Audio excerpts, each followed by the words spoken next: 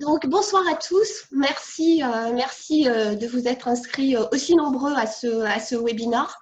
Donc, c'est le premier webinaire organisé par l'association. Ce webinaire a été lancé à l'initiative de Janice Thompson, qui est sur notre page et qui nous a mis en contact avec Marie-Paul.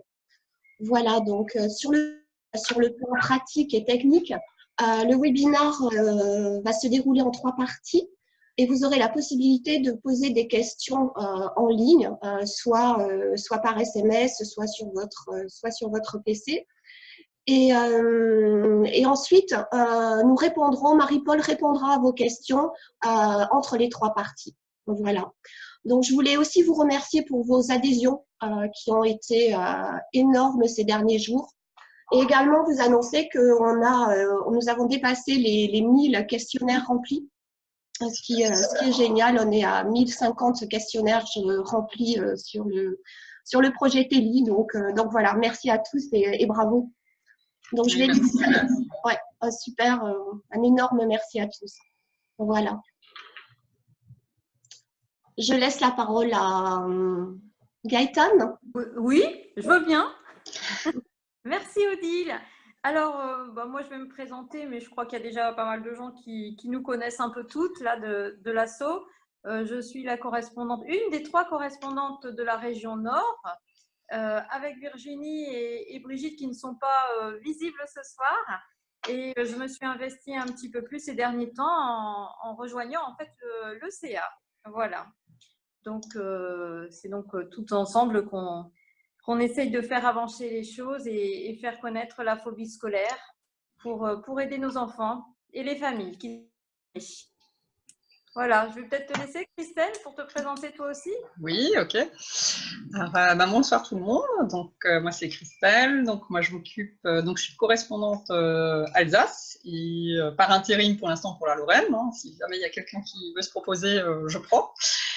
Et donc, oui, heureuse d'avoir préparé ce webinaire avec la collaboration de Gaëtan et Odile, sans oublier un contact avec Marie-Paul, Janice qui nous a aussi mis en contact justement pour ce sujet-là.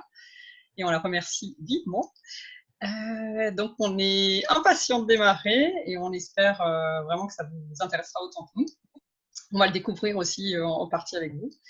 Et pour un petit peu, donc déjà je vais laisser la parole à Gaëtan. Donc, oui, je prends la parole. Voilà, et puis après, pour le déroulement, c'est Odile qui vous expliquera comment se passe la webconférence. Voilà. Oui, alors avant de présenter Marie-Paul, je me permets quand même de te remercier, Christelle, pour toute la partie technique que tu as pris en main.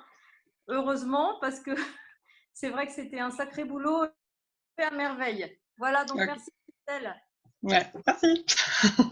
Voilà, donc je vais commencer à présenter Marie-Paul avant qu'elle ne prenne la parole pour la conférence, d'accord? Ok. Voilà, alors Marie-Paul, en fait, vous êtes d'origine française, même si vous vivez maintenant aux États-Unis.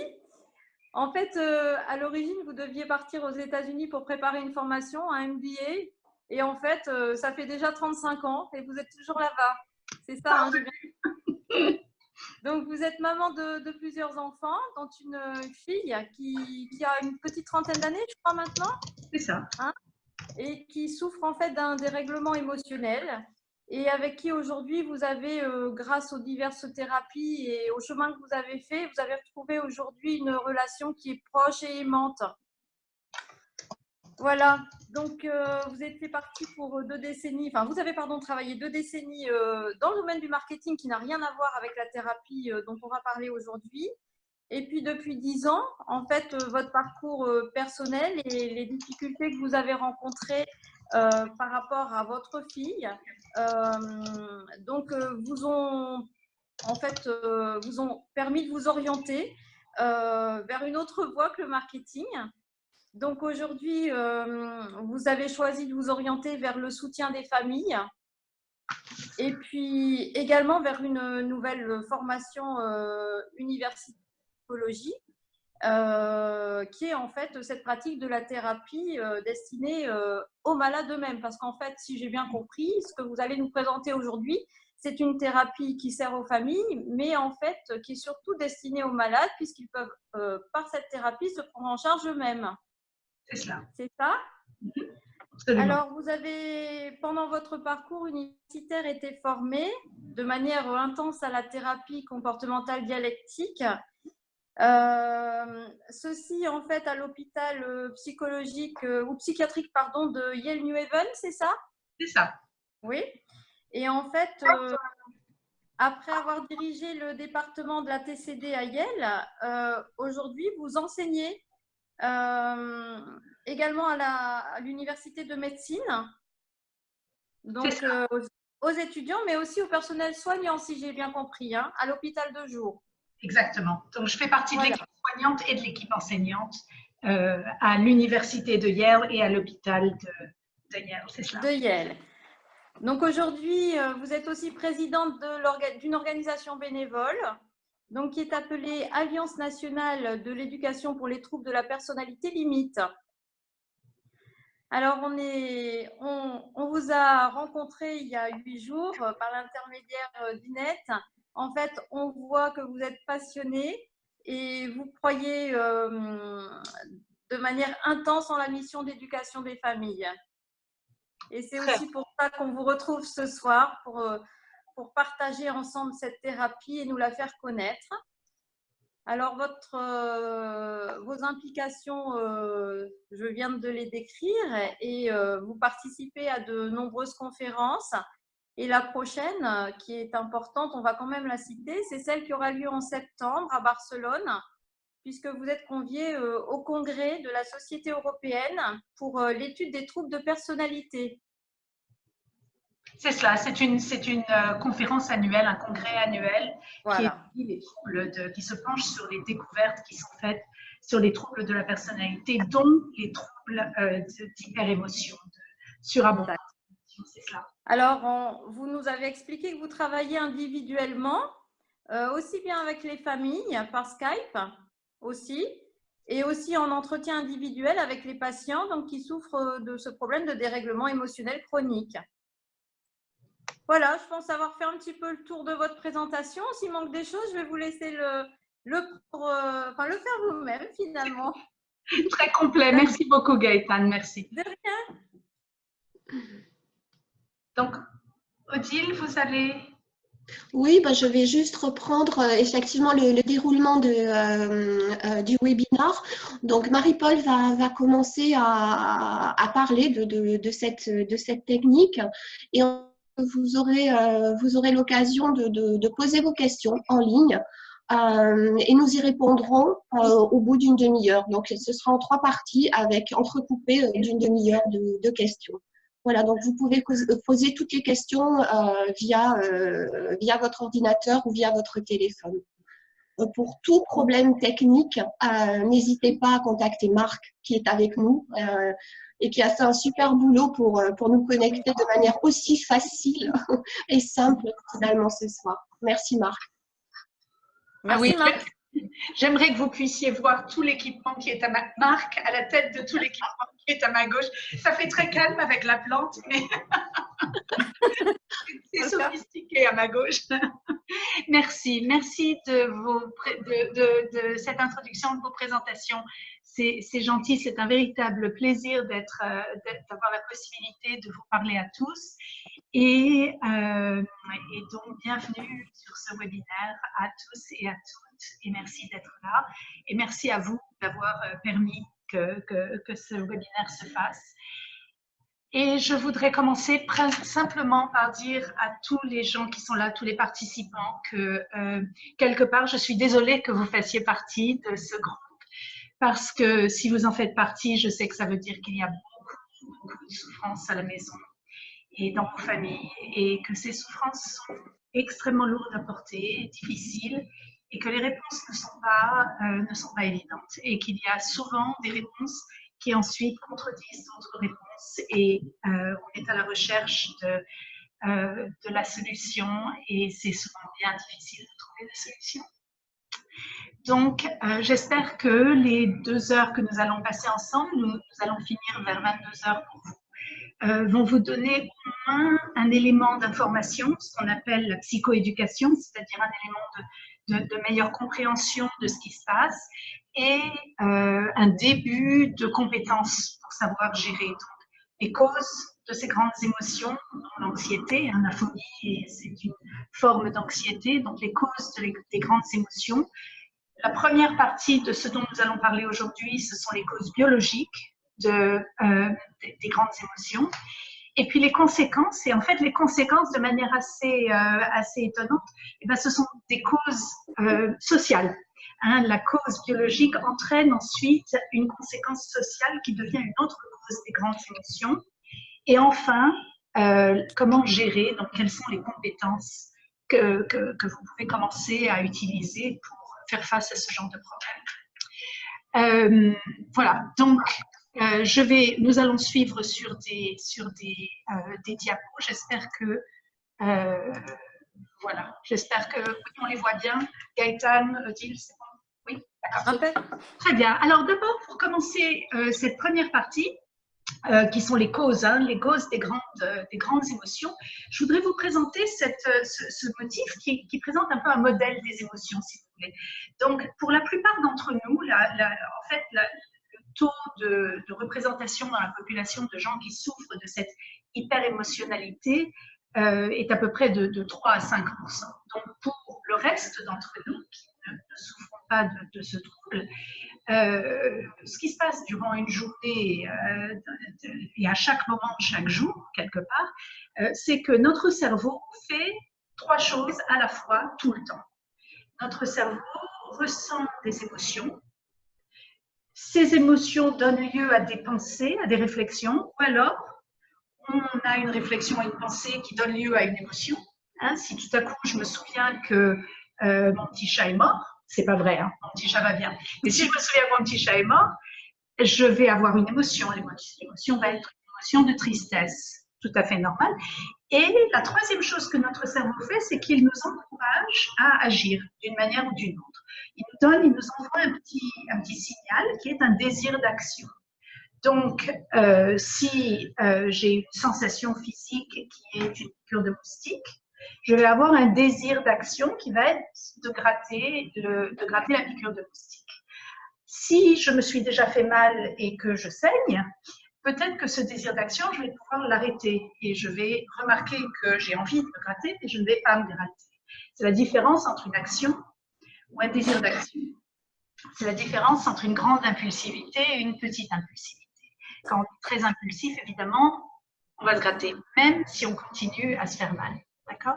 Et ces 3 choses vont dans un sens puis dans l'autre, en gros, toute la journée. Donc, toute la journée, nous avons des émotions, nous avons des millions de pensées qui passent par la tête, certaines que nous remarquons, certaines que nous ne remarquons pas. Et tout ça, ça nous fait agir. Donc, essayez là juste maintenant, vous tous qui êtes en ligne avec moi. Demandez-vous là maintenant, quelle est la pensée que vous avez dans votre tête? Si je vous dessinais en petits caractères, petits dessins animés, et que je mettais une bulle au-dessus de votre tête, qu'est-ce qu'il y aurait écrit dans la bulle? Et si vous êtes en train de vous dire, bah, je ne sais pas ce qu'il y a écrit dans la bulle, eh ben, c'est ça ce qu'il y a écrit dans la bulle. Je ne sais pas ce qu'il y a écrit dans la bulle. Mais il est possible que vous vous disiez, par exemple, où veut-elle en venir? Ou alors, j'espère qu'on va parler d'anxiété assez vite. Bien, tout ça, c'est tout à fait approprié et on peut avoir une pensée en 2 secondes. Et toutes ces pensées donnent lieu à des émotions. Donc, si, en toute humilité, vous êtes en train de penser « Oh, c'est intéressant ça », eh bien, l'émotion, ça va être la curiosité. Hein? Et ça va être peut-être un petit peu de joie à l'idée d'écouter quelque chose d'intéressant. D'accord? Et l'action, qui correspond à la curiosité, ça va être d'écouter plus attentivement. Ça va être le désir d'action et ça va probablement être l'action dans laquelle vous allez vous engager. D'accord? Donc ça, c'est ce qui se passe pour 100% de la population. On a tous d'entre nous dont les cerveaux fonctionnent, nos cerveaux fonctionnent comme ça. Et en fait, la raison pour laquelle on sait qu'on est triste quand on est triste, qu'on sait qu'on est joyeux quand on est joyeux, c'est souvent vu des expressions physiques. Donc, on sait qu'on est triste quand on se tient comme ça, quand on a peut-être un peu les larmes aux yeux. On sait que quelqu'un est heureux quand on les voit sourire. Hein, donc, les actions physiques sont très, très connectées avec les émotions et nous donnent une possibilité de comprendre nos émotions. D'accord ? 95% d'entre nous avons ça, qui se passe toute la journée et on le remarque même pas. Si tout à coup, on a une grosse émotion, alors je vais vous donner un exemple. Pensez à l'autoroute ou à la grosse route très passante qu'il y a près de chez vous.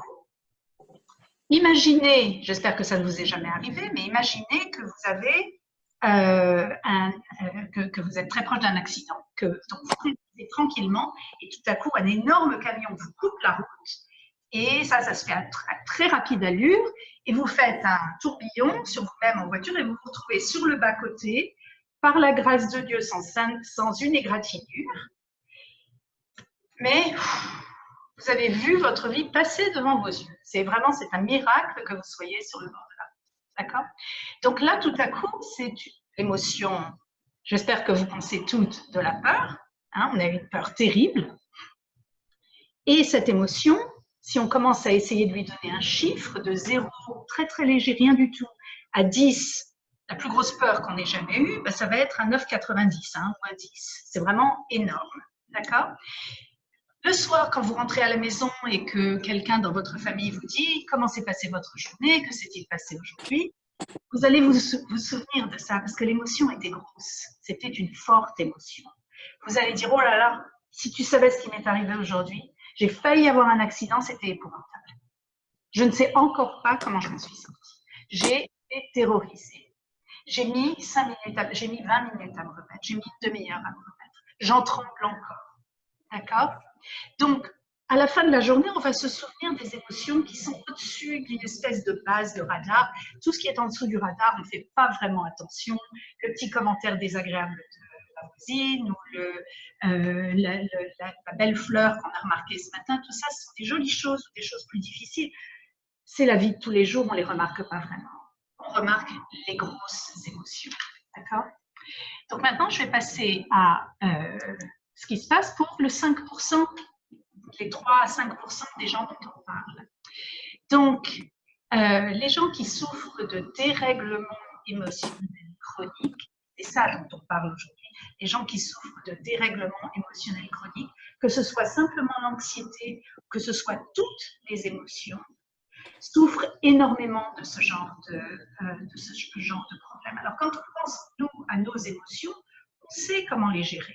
Et quand on a une grosse émotion comme une peur terrible à cause d'un risque d'accident de la route, on sait qu'on doit rester un petit peu tranquille avant de reprendre le volant, respirer à fond, se calmer un peu, et puis au bout d'un moment, qui varie pour chacun d'entre nous, on peut reprendre la route. Et que se passerait-il si cette frayeur qu'on ressent, on la ressentait à un niveau de 8, 9 ou 10 pendant non seulement 1 heure, mais 3 heures, une journée, 3 journées.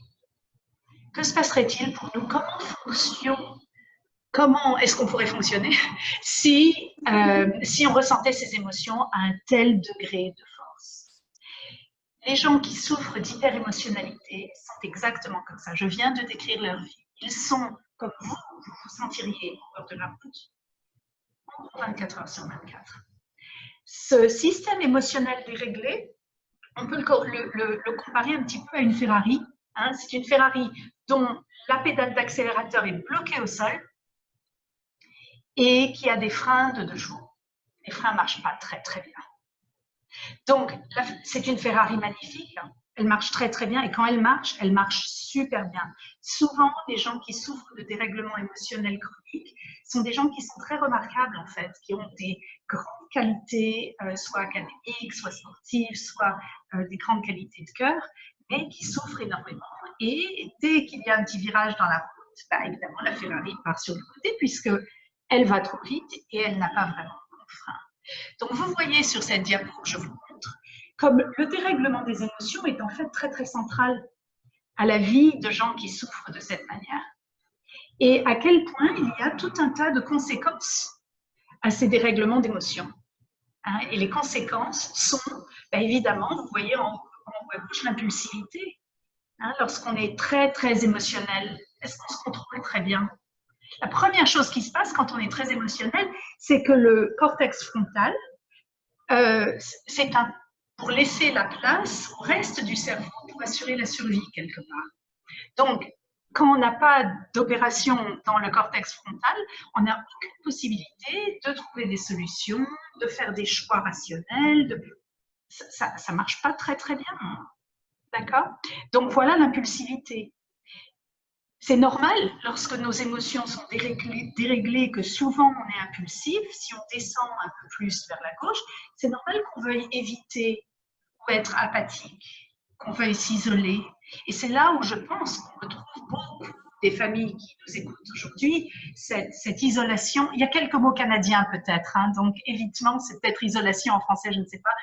Mais la phobie scolaire, c'est bien là qu'elle se mettrait. Éviter d'aller à l'école, éviter ces émotions qui peuvent être régénérées à chaque instant dans un milieu scolaire. L'autocritique, comment est-ce qu'on ne peut pas se critiquer soi-même lorsqu'on est impulsif, lorsque nos émotions sont déréglées tout le temps, et lorsque les autres 95% nous regardent en disant « Qu'est-ce qui ne va pas ? Et pourquoi es-tu si anxieux ? Ou alors pourquoi es-tu si fâché ?» Si vous étiez assis dans la voiture dans laquelle vous avez eu si peur, mon exemple, à côté de quelqu'un qui vous dit « Mais c'est pas grave, il s'est rien passé, allez, remets-toi », c'est impossible de se remettre à ce moment-là. On a eu trop peur, n'est-ce pas? La difficulté à résoudre des problèmes, j'en ai parlé. Souvent, il y a une très forte peur de l'abandon, une peur irraisonnée de l'abandon, une peur de rester seul. Parce que quand on ne sait pas très bien contrôler ses émotions, on ne sait pas très bien se contrôler soi-même. Et avoir quelqu'un qui est là nous aide à contrôler un petit peu mieux. Peut-être que le cercle qui, en tant que thérapeute, me pose le plus de problèmes, c'est le suivant: anxiété relative aux émotions. Déjà, quelqu'un est anxieux quand il souffre d'anxiété, et puis après, il est anxieux de se sentir anxieux. Quelqu'un est triste, et ensuite, il va être triste d'être triste. C'est ce que j'appelle le carré de l'émotion. Donc, il y a l'émotion de base, et puis ensuite, on la monte au carré en étant anxieux d'avoir cette émotion. Et alors ensuite, quelque chose de très, très central, les relations chaotiques et la faible estime de soi qui génèrent beaucoup de soucis lorsqu'on est en dehors de chez soi, si vous voulez. Donc, à l'école, évidemment. Hein, on a des relations chaotiques avec les amis à ces moments-là, ou avec les connaissances. D'accord? Donc, ce que j'essaye de vous montrer, c'est à quel point cette anxiété ou tout dérèglement d'émotions, que ce soit un dérèglement simplement d'anxiété ou un dérèglement de toutes les émotions, est en fait très central aux dérèglements chroniques, aux problèmes chroniques que vous observez, aux symptômes que vous observez. Vous, quand vous regardez votre être cher, vous ne voyez pas nécessairement un dérèglement d'émotions parce que votre enfant a l'habitude de gérer ça. Ce que vous voyez, ce sont tous les symptômes que vous voyez autour du dérèglement des émotions, mais qui découlent du dérèglement des émotions. D'accord? Donc, toutes ces émotions, eh ben, qu'est-ce que ça nous cause? Ça nous cause un fonctionnement complètement réduit, hein, les niveaux élevés d'anxiété et de détresse, beaucoup d'impulsivité, comme je viens de le dire. Et alors, que se passe-t-il dans les familles lorsque un seul membre de la famille, pas nécessairement celui qui est en état de phobie scolaire ou d'anxiété excessive, mais n'importe qui, lorsqu'un époux ou une épouse rentre à la maison le soir en disant « Ah, j'ai une journée épouvantable au bureau, je ne travaille qu'avec des imbéciles », eh ben, on sait que la soirée va être un petit peu peut-être en décalage.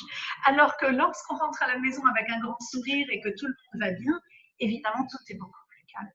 Donc, lorsqu'un membre de la famille souffre de stress, tout le monde souffre de stress. Hein. C'est ce qu'on appelle les neurones miroirs, c'est-à-dire que lorsque l'un d'entre nous ressent une émotion, eh bien, les autres membres de la famille et les proches ressentent cette émotion un petit peu par contagion aussi. Beaucoup de difficultés à maintenir une structure parce que le plan devient, dans l'immédiat, j'ai besoin de descendre cette émotion. Cette émotion a besoin de descendre.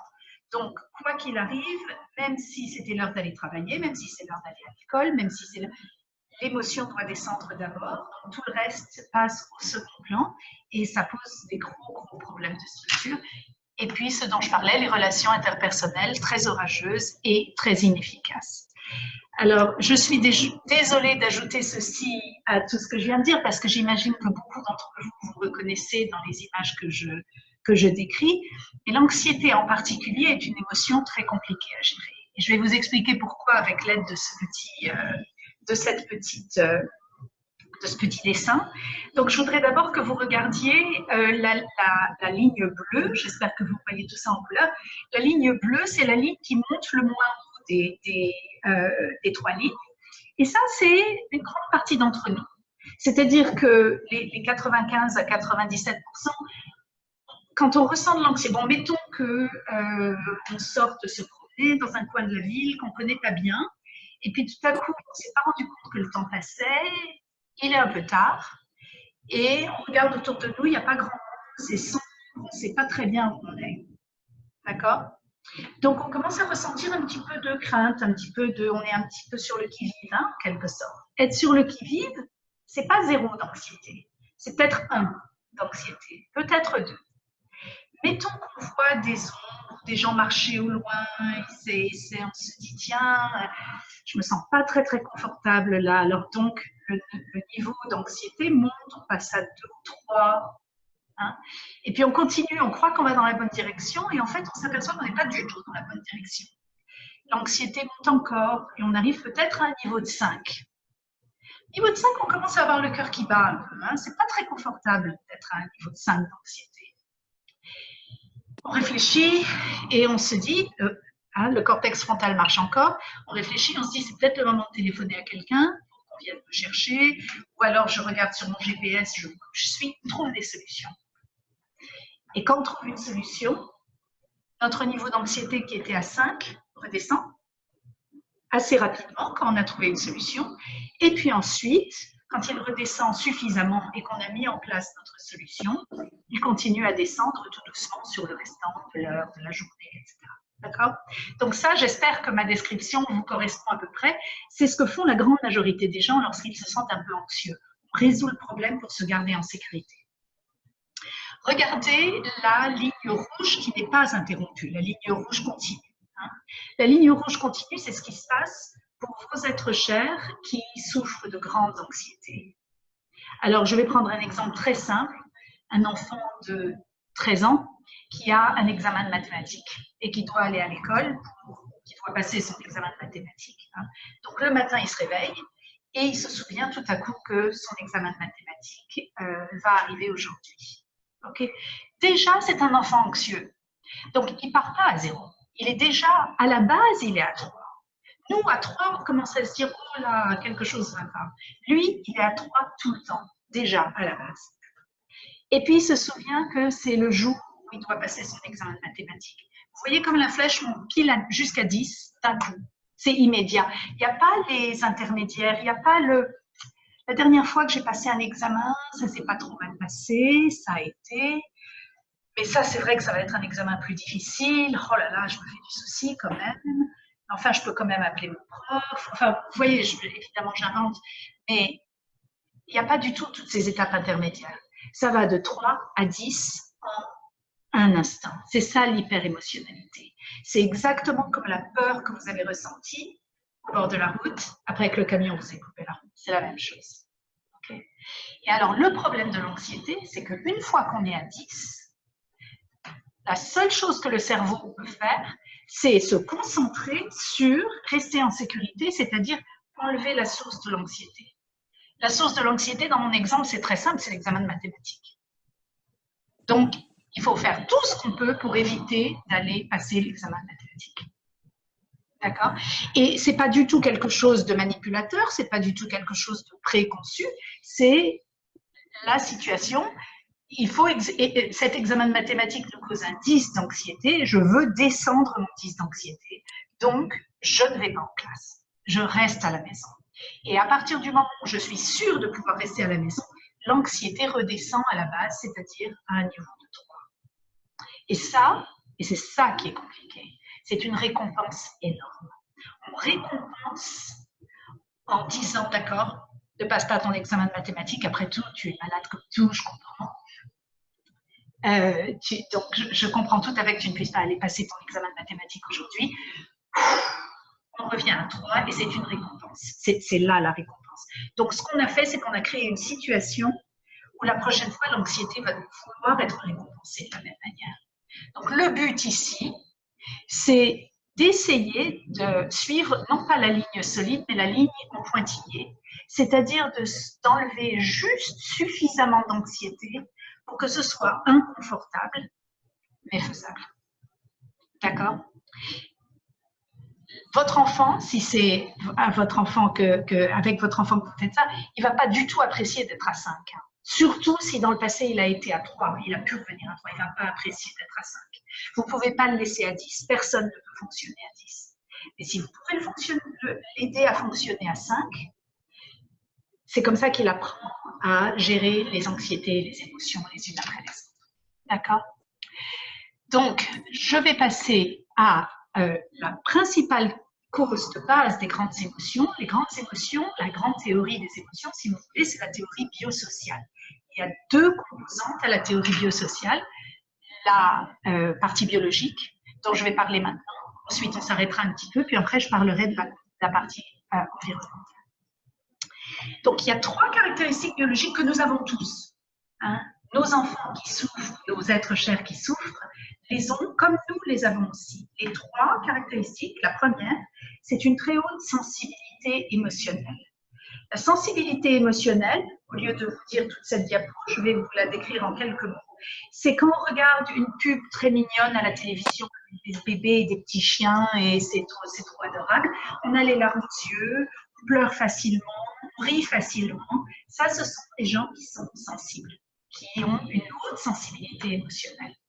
Les gens qui sont thérapeutes, souvent les professeurs, surtout dans les petites écoles, sont des gens qui ont des hautes sensibilités émotionnelles.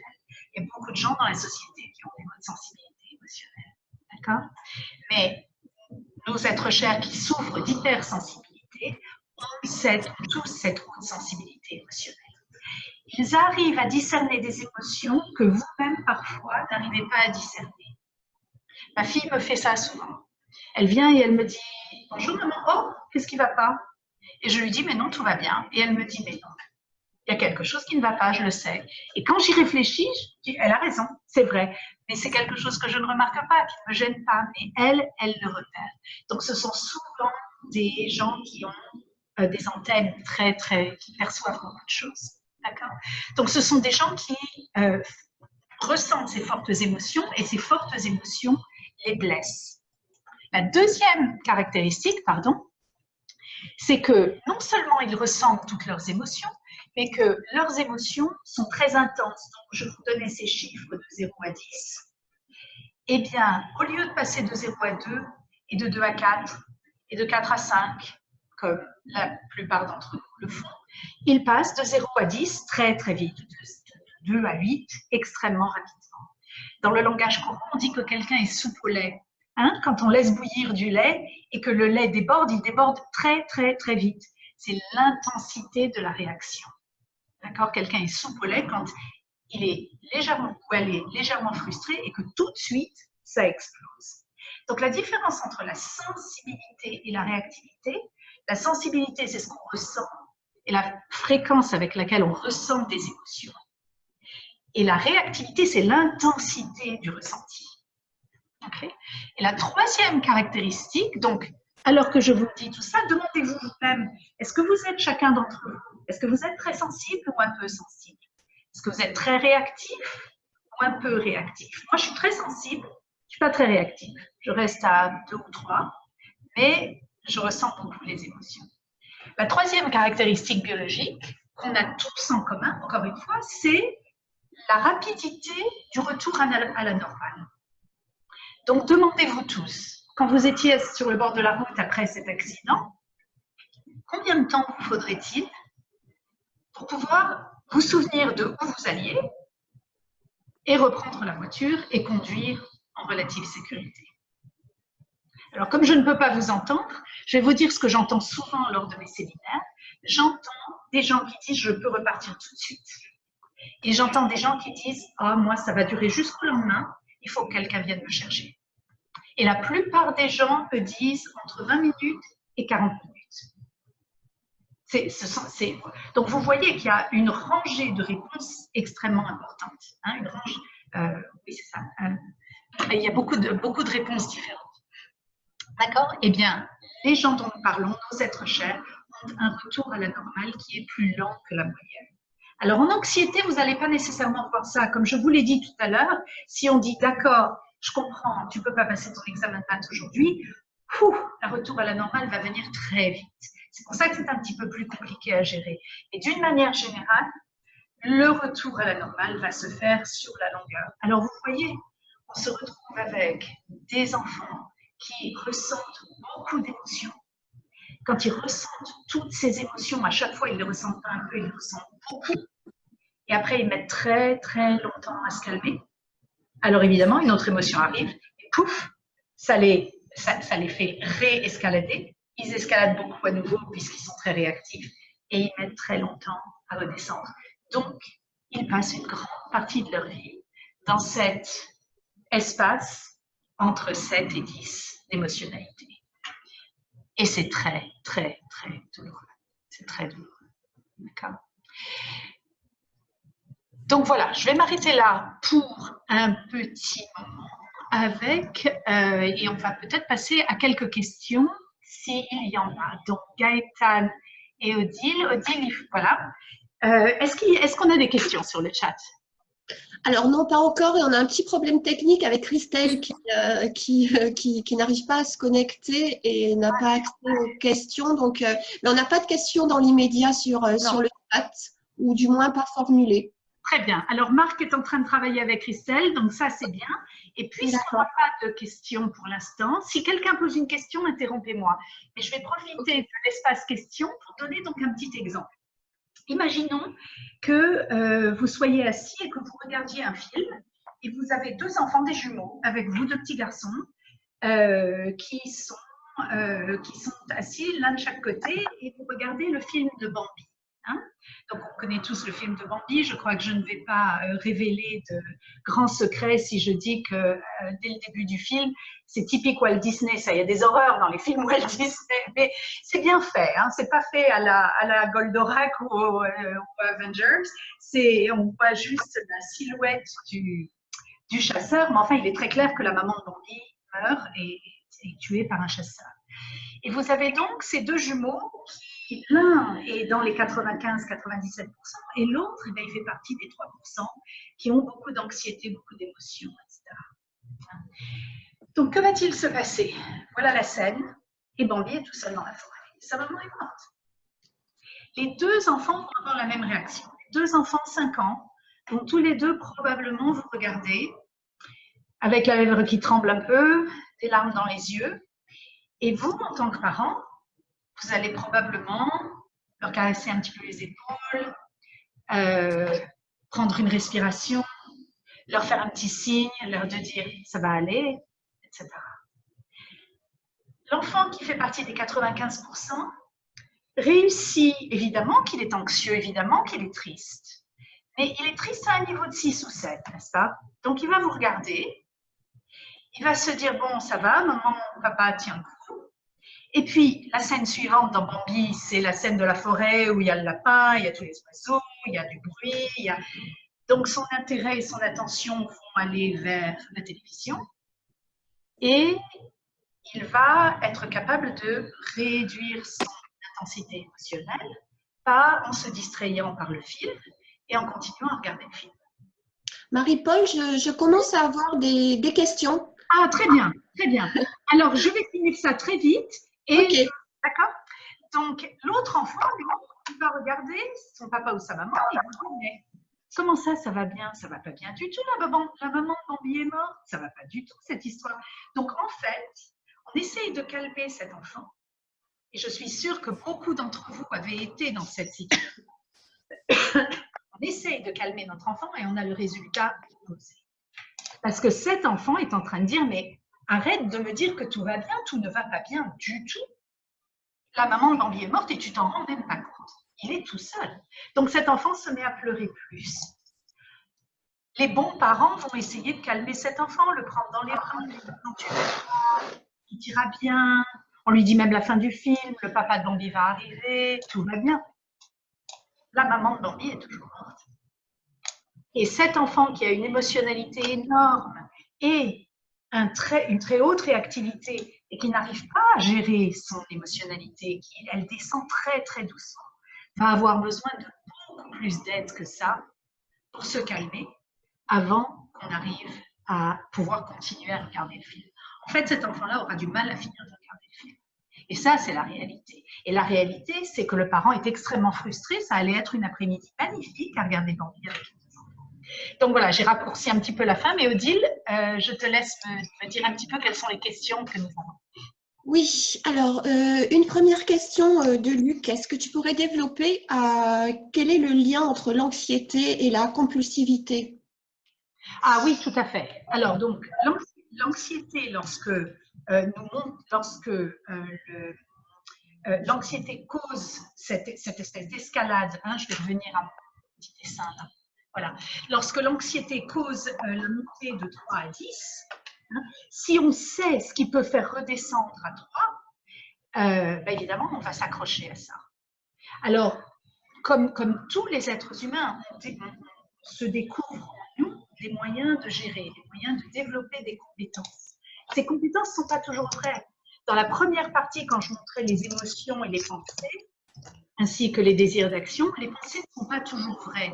La superstition, hein, si je renverse la salière, j'aurai de la malchance cet après-midi. C'est une pensée, enfin, une pensée fausse. On croit pouvoir dire que c'est une pensée fausse, mais on s'y accroche quand même.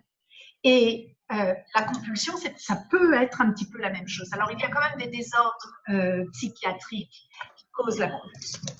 Et bien souvent, la compulsion comportementale, c'est ça. C'est une manière de gérer un peu mieux l'anxiété et de se dire si je m'accroche à cette compulsion, si à chaque fois que je dois aller à l'école, il faut que je mette mes vêtements dans un ordre précis et que mon sac soit à tel endroit et ça m'aidera à aller à l'école, et bien si ça n'arrive plus, l'anxiété monte.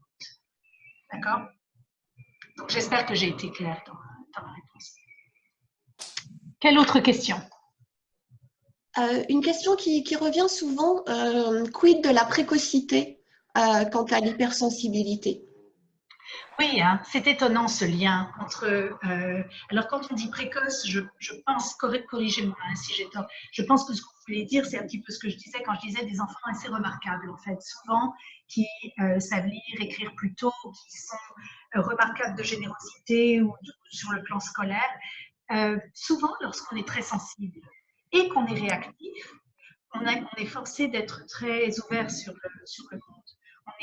On reçoit plus d'informations. C'est un petit peu, je décris souvent à mes clients qui souffrent de ce genre de problème, je leur décris un petit peu leur vision de la vie en leur disant que le monde, les 95%, on voit le monde en milliers de pixels, vous savez, les pixels des photos, et eux voient le monde en centaines de millions de pixels. Ils voient les choses de manière beaucoup plus précise. Ce sont ces antennes. Et ces antennes qui leur donnent des informations, évidemment, leur donne la possibilité de plus intégrer d'informations. Mais tout ça, ça reste à l'étape d'hypothèse. Hein. Je dois bien dire qu'il n'y a pas de recherche, d'études à l'heure actuelle qui lient la précocité et la sensibilité et la réactivité. C'est plus une hypothèse, basée sur les expériences. Ok. Pourquoi les causes aussi variées à une réaction commune de blocage anxieux? N'est-ce pas le signe d'un élément commun non identifié dans les phobies scolaires? Attendez, je n'ai pas très bien entendu le début de ta question, Odile. Pourquoi? Alors, pourquoi des causes aussi variées peuvent-elles amener à une réaction commune, le blocage anxieux? N'est-ce pas le signe d'un élément commun non identifié dans les phobies scolaires? C'est une excellente hypothèse. C'est comme ça que le domaine de la psychologie se développe. Hein, le domaine de la psychologie se développe avec des gens qui font des hypothèses et qui disent y aurait-il un élément commun? Et s'il y a un élément commun, comment peut-on le trouver? Ce que je peux vous dire, et c'est tout à fait possible, donc je ne vais pas vous dire non, et s'il y en a un qui est en train d'être étudié ou recherché, je ne le connais pas. En revanche, ce que je peux vous dire, c'est que je connais pas mal de choses sur le trauma enfin le stress post-traumatique. Et souvent, le stress post-traumatique lie la surprise et une très forte crainte. Donc, un moment de crainte énorme lié à la surprise. On s'aperçoit, évidemment, vivant aux États-Unis, j'ai plus d'informations sur de recherches qui sont faites sur des cas américains, mais les soldats qui sont postés à l'étranger et qui sont sur le front souffrent souvent de stress post-traumatique. Mais lorsqu'on compare les soldats qui ont été sur la ligne de feu et les soldats qui ont été sur une ligne de feu, je ne sais pas si on dit en français amis, c'est-à-dire que les gens qui ont tiré sur eux étaient en fait leurs compatriotes, c'était une erreur. Hein. Donc on voit un avion américain arriver, on se dit chic, ils sont là, heureusement ils sont là, et l'avion américain se met à tirer. Donc par erreur, les gens qui ont été, les soldats qui ont souffert du tir ami, souffrent de cas de traumatisme beaucoup plus importants que ceux qui sont simplement, c'est pas simple, mais qui sont en ligne de tir, vous voyez. Donc l'élément surprise semble être très très important. Et si vous y pensez un petit peu, pensez à vos enfants quand ils avaient 2 ou 3 ans. Quand est-ce qu'ils pleuraient le plus?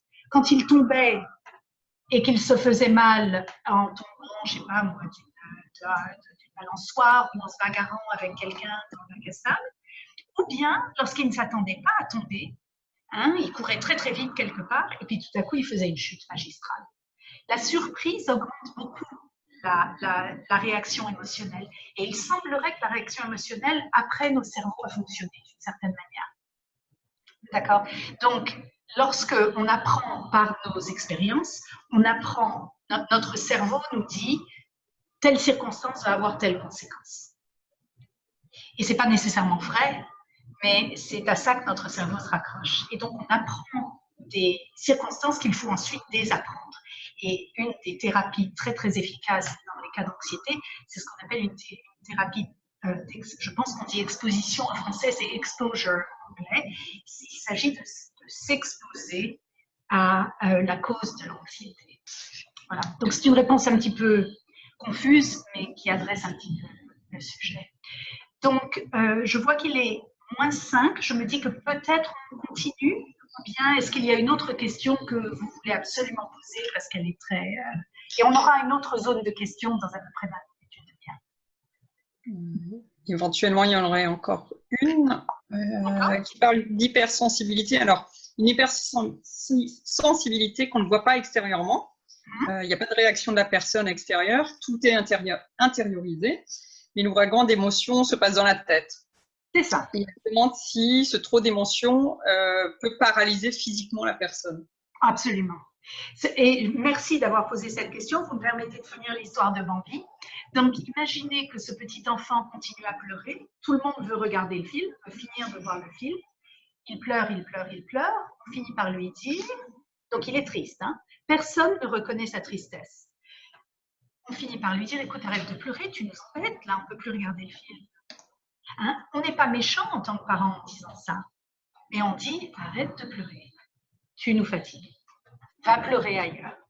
Et on a remplacé une émotion, l'émotion de la tristesse, par une autre émotion, qui est l'émotion de la honte. C'est mal que tu pleures. D'accord? Aucun parent qui n'a pas suivi un peu d'entraînement ne peut savoir ça, forcément. C'est tout à fait, c'est pas être un mauvais parent que de dire ça, mais ça peut avoir cette conséquence. Le faire une fois, on l'a tous fait. Le faire une fois, le faire 10 fois, c'est pas grave. Le faire à répétition parce qu'on a un enfant qui souffre de beaucoup d'émotions, et ben c'est exactement ce dont je vais parler dans cette deuxième partie. C'est l'aspect social qui se surajoute à l'aspect biologique. D'accord? Et c'est ce qu'on va appeler, je redis maintenant, une invalidation répétée, c'est-à-dire une incompréhension répétée de l'expérience de cet enfant. D'accord? Ok? C'est bon, je peux continuer? Ok. Ok, c'est bon. Très bien, merci, merci. Ok, donc la deuxième partie, comme je vous l'avais dit, alors pas de panique, pas de panique, je vais expliquer tout ça et en fait, c'est la partie sociale. Vous vous souvenez, je vous avais dit que c'est donc les grandes anxiétés, les grandes émotions, c'est biosocial. On n'a pas parlé de la biologie, la sensibilité, la sensibilité, la réactivité et la rapidité de retour à la base. Hein. Et ça, vous le voyez, c'est dans le carré en haut à gauche. Donc, je ne sais pas si vous voyez ma souris. Si vous la voyez, c'est là, c'est dans ce carré-là. D'accord. Alors maintenant, prenons ce petit enfant de 5 ans qui a grandi et qui maintenant est un enfant qui doit aller à l'école et qui est en première.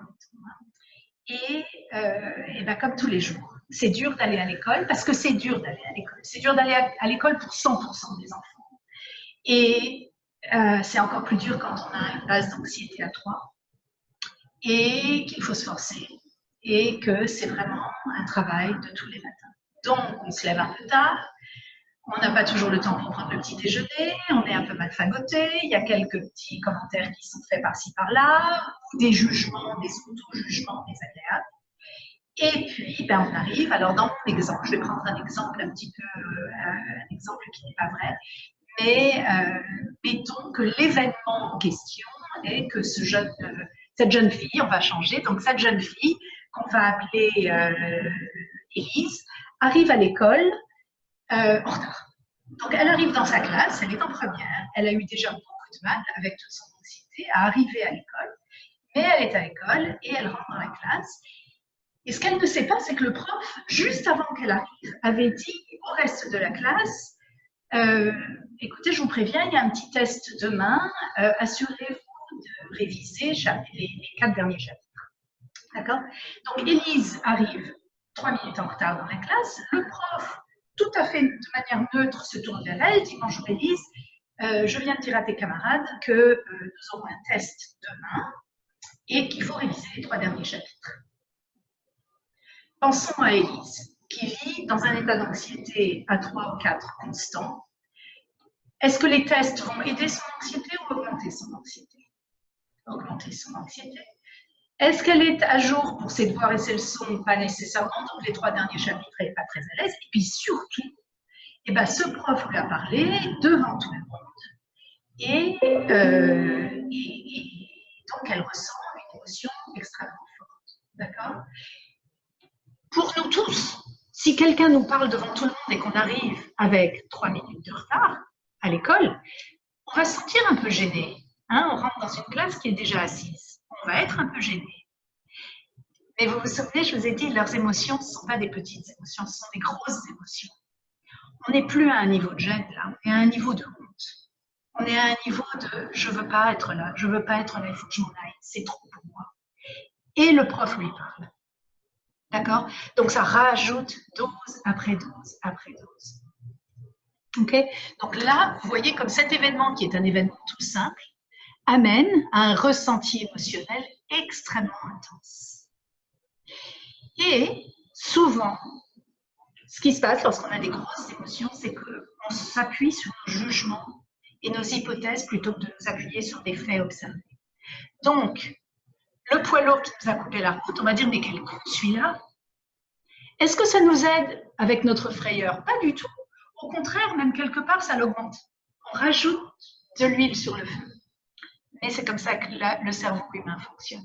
Donc, notre pauvre Élise, en allant s'asseoir à sa table, elle va avoir tout un tas de jugements sur elle, sur son prof. Hein? Oh, il me déteste. Je savais qu'il me détestait, lui. Il m'a parlé devant tout le monde. Oh, la honte. Vraiment, je ne peux pas le supporter. Donc, tous ces jugements vont avoir lieu dans sa tête et vont augmenter le ressenti. C'est à partir de ce ressenti émotionnel intense qu'on va commencer à avoir des comportements maladaptifs. Alors, les comportements maladaptifs, ça peut être l'isolation, ça peut être aller voir l'infirmière de l'école en disant « il faut que je rentre à la maison ». Ça peut être appeler un parent pour dire « viens me chercher, je ne peux pas rester ici ». Ça peut être, dans des cas beaucoup plus graves, de l'automutilation, des pensées suicidaires, des choses comme ça. Mais quand je dis maladaptif, ce que je veux souligner, c'est que le mot maladaptif veut dire un comportement qui ne nous permet pas d'atteindre nos buts. Donc, si le but est de finir l'année scolaire, de réussir un examen, tous ces comportements qui consistent à dire non, je reste à la maison, allô maman, viens me chercher tout de suite, va être maladaptif. En revanche, si le but c'est d'avoir une scolarité à la maison, de passer ses examens et d'avoir une correspondance scolaire, rester à la maison n'est pas du tout maladaptif, si ça correspond au but qui est déterminé. D'accord? Donc, maladaptif est lié au but. Et le comportement maladaptif, donc, est un obstacle à la vie et au but de cet enfant. Donc, voilà notre pauvre Élise qui se sent pleine de honte et de ressentiment vis-à-vis du prof et elle a beaucoup de mal à gérer ça. Et cette honte ne descend pas très très vite, hein, parce que c'est une de ses caractéristiques. Donc, elle sait, exactement comme la personne qui a posé la question plus tôt, elle sait très bien ne pas montrer ses émotions. Ça va à l'intérieur tout ça. Parce que socialement, lorsque les émotions explosent, ça ne fonctionne pas très très bien pour nous. Hein? Les gens nous disent des choses pas très agréables, du style « mais calme-toi, c'est pas si grave ». On n'a pas envie d'entendre « c'est pas si grave », c'est grave. D'accord? Donc elle est calme, elle est tranquille, et en fait, elle est super déréglée, elle n'entend rien, elle n'écoute pas parce qu'elle n'y arrive pas, et puis ensuite elle rentre à la maison. Et quand elle rentre à la maison, sa mère ou son père va lui dire comment s'est passée ta journée à l'école, Élise, et elle va exploser. Parce qu'à la maison, elle peut exploser. À la maison, elle est en sécurité. Elle a passé la journée à être comme ça, et à la maison, elle va dire « ce prof est ridicule, je ne veux plus jamais aller à l'école. De toute façon, tout le monde me déteste. » Quelque chose dans ce genre. D'accord? C'est ce qu'on appelle une expression incorrecte. Alors attention, du point de vue d'Élise, l'expression n'est pas du tout incorrecte. L'expression est tout à fait correcte, c'est comme ça qu'Élise le ressent. D'accord? Mais du point de vue des parents, c'est complètement incompréhensible. Elle était à l'école, tout allait bien, elle rentre à la maison et il y a une explosion. D'accord? Donc c'est une expression incorrecte. Comment est-ce que vous, parents, pouvez-vous répondre correctement à une expression incorrecte? C'est impossible. Donc, Élise rentre et dit « Je déteste le prof, de toute façon, je ne vais plus à l'école, c'est de ta faute, c'est parce que tu me fais y aller, tu m'obliges à y aller, et je n'irai plus jamais. » Réponse des parents « Oh, écoute, arrête, c'est comme ça tous les soirs, il faut que tu réussisses à gérer, il faut que tu puisses quand même aller à l'école, personne ne va pas à l'école. » Voilà. Réponse invalidante dans le sens où la réponse ne correspond pas au ressenti émotionnel. La réponse correspond à l'expression du ressenti émotionnel. D'accord? Une réponse invalidante, on en fait tous. 20 réponses invalidantes, on en fait tous. Le fait que notre enfant, notre être cher, a ces expressions incorrectes de manière répétée, fait que nos réponses invalidantes sont là de manière répétée, fait donc un historique de réponses invalidantes que vous voyez en haut à droite, qui nourrit, si vous voulez, cette vulnérabilité de réactivité, de sensibilité et de lent retour lent à la base. D'accord? Donc voilà la biologie à laquelle s'ajoute l'historique d'invalidation qui est l'élément social. Donc, vous voyez à quel point la cause de ces grosses émotions, qui est la biologie, a comme conséquence ce modèle transactionnel de dérèglement d'émotions, qui est aussi une cause des grandes émotions. Ça soutient ces grandes émotions. Vous voyez? Voilà, donc je pense que souvent avec j'espère que ce modèle est clair. Je vais regarder ce que j'avais mis comme diapo après. On a 2 petites diapos avant les questions. Donc, tous les enfants souffrent de traumatisme. Nous tous, nous avons souffert de traumatisme d'une manière ou d'une autre, hein, que ce soit un divorce, la perte d'un parent, d'un être cher. Et la plupart d'entre nous avons cette résilience qui nous permet de gérer ça, mais pas tous. Et entre 3 et 5% de la population a du mal à gérer ça. Souvent, chez les enfants très anxieux, on voit un traumatisme à la base que les parents n'ont pas nécessairement vu, et il ne faut surtout pas se sentir coupable, parce que d'autres enfants auraient très très bien survécu à ce traumatisme. C'est vraiment fonction de leur sensibilité. Donc cet enfant sensible va avoir une prédisposition pour interagir différemment. D'accord ? Donc, je vais laisser pour l'instant les 2 diapos suivantes parce que je vais revenir par la suite, on est un peu court en temps, et je vais revenir par la suite sur comment l'environnement, c'est-à-dire nous, les parents, mais l'école, les amis, peuvent se montrer intolérants et ajouter, si vous voulez, à ce dérèglement émotionnel. D'accord? Donc, on va prendre peut-être une petite dizaine de minutes de questions si ça vous convient. Ok. Ok. Tu y vas, Odile? Ouais. Première question, comment les parents peuvent-ils distinguer hyperémotivité et trouble de l'humeur, bipolarité ou borderline? Alors, trouble hyper-émotionnalité, c'est borderline. Hein, c'est les troubles de personnalité limite ou borderline. Ça, c'est l'hyperémotionnalité. Bipolarité, c'est un déséquilibre chimique dans le cerveau. Et il y a un moyen très très simple de faire la différence, très clair, c'est que quelqu'un qui est bipolaire, on est sur une île déserte, sera bipolaire. Il aura des moments de déprime, parce que c'est chimique, ça se passe dans le cerveau sur un plan chimique. Il aura des moments de déprime et il aura des moments d'activation et des moments de ce qu'on appelle la hypomanie ou manie. Et donc, cette courbe continuera, qu'il soit seul ou qu'elle soit seule ou avec d'autres gens. Borderline, c'est donc les troubles de personnalité limite. Sur le dessin que je viens de montrer, on remarque que les événements sont en fait liés à l'environnement. Vous vous souvenez tout au début, lorsque j'avais parlé de cette hyperémotionnalité au centre et du chaos interpersonnel qui s'ensuit, quelqu'un qui a borderline et qui est sur une île déserte, on ne verra pas de symptômes parce qu'il n'y a rien il n'y aura pas d'événement déclencheur, si vous voulez. Il n'y aura pas d'événement déclencheur à ce ressenti émotionnel intense, donc à l'expression incorrecte. D'accord? Donc, 2 choses profondément différentes, et je ne peux pas vous dire à quel point la bipolarité, le borderline est mal diagnostiqué et souvent diagnostiqué comme étant bipolaire. Et à la limite, ça ne serait pas si grave que ça, sauf que souvent on donne ensuite des médicaments pour bipolarité qui ne servent pas à grand-chose pour quelqu'un qui est simplement hyper émotionnel. Ok. Alors, j'en avais une, c'était... quelqu'un revenait sur la provocation après l'anxiété. Fait-elle partie de l'impulsivité ou fait-elle partie d'un phénomène pour diminuer l'anxiété? Les 2. Je pense que ça peut être les 2. Je crois qu'il faut avoir des hypothèses et tester les hypothèses. Si on regarde l'anxiété qui monte et que on regarde la provocation qui est faite ensuite et qu'on surveille et qu'on voit si l'anxiété descend à ce moment-là, et ben voilà, on connaît la cause. On connaît la cause. Bien souvent, les provocations ne sont pas manipulations.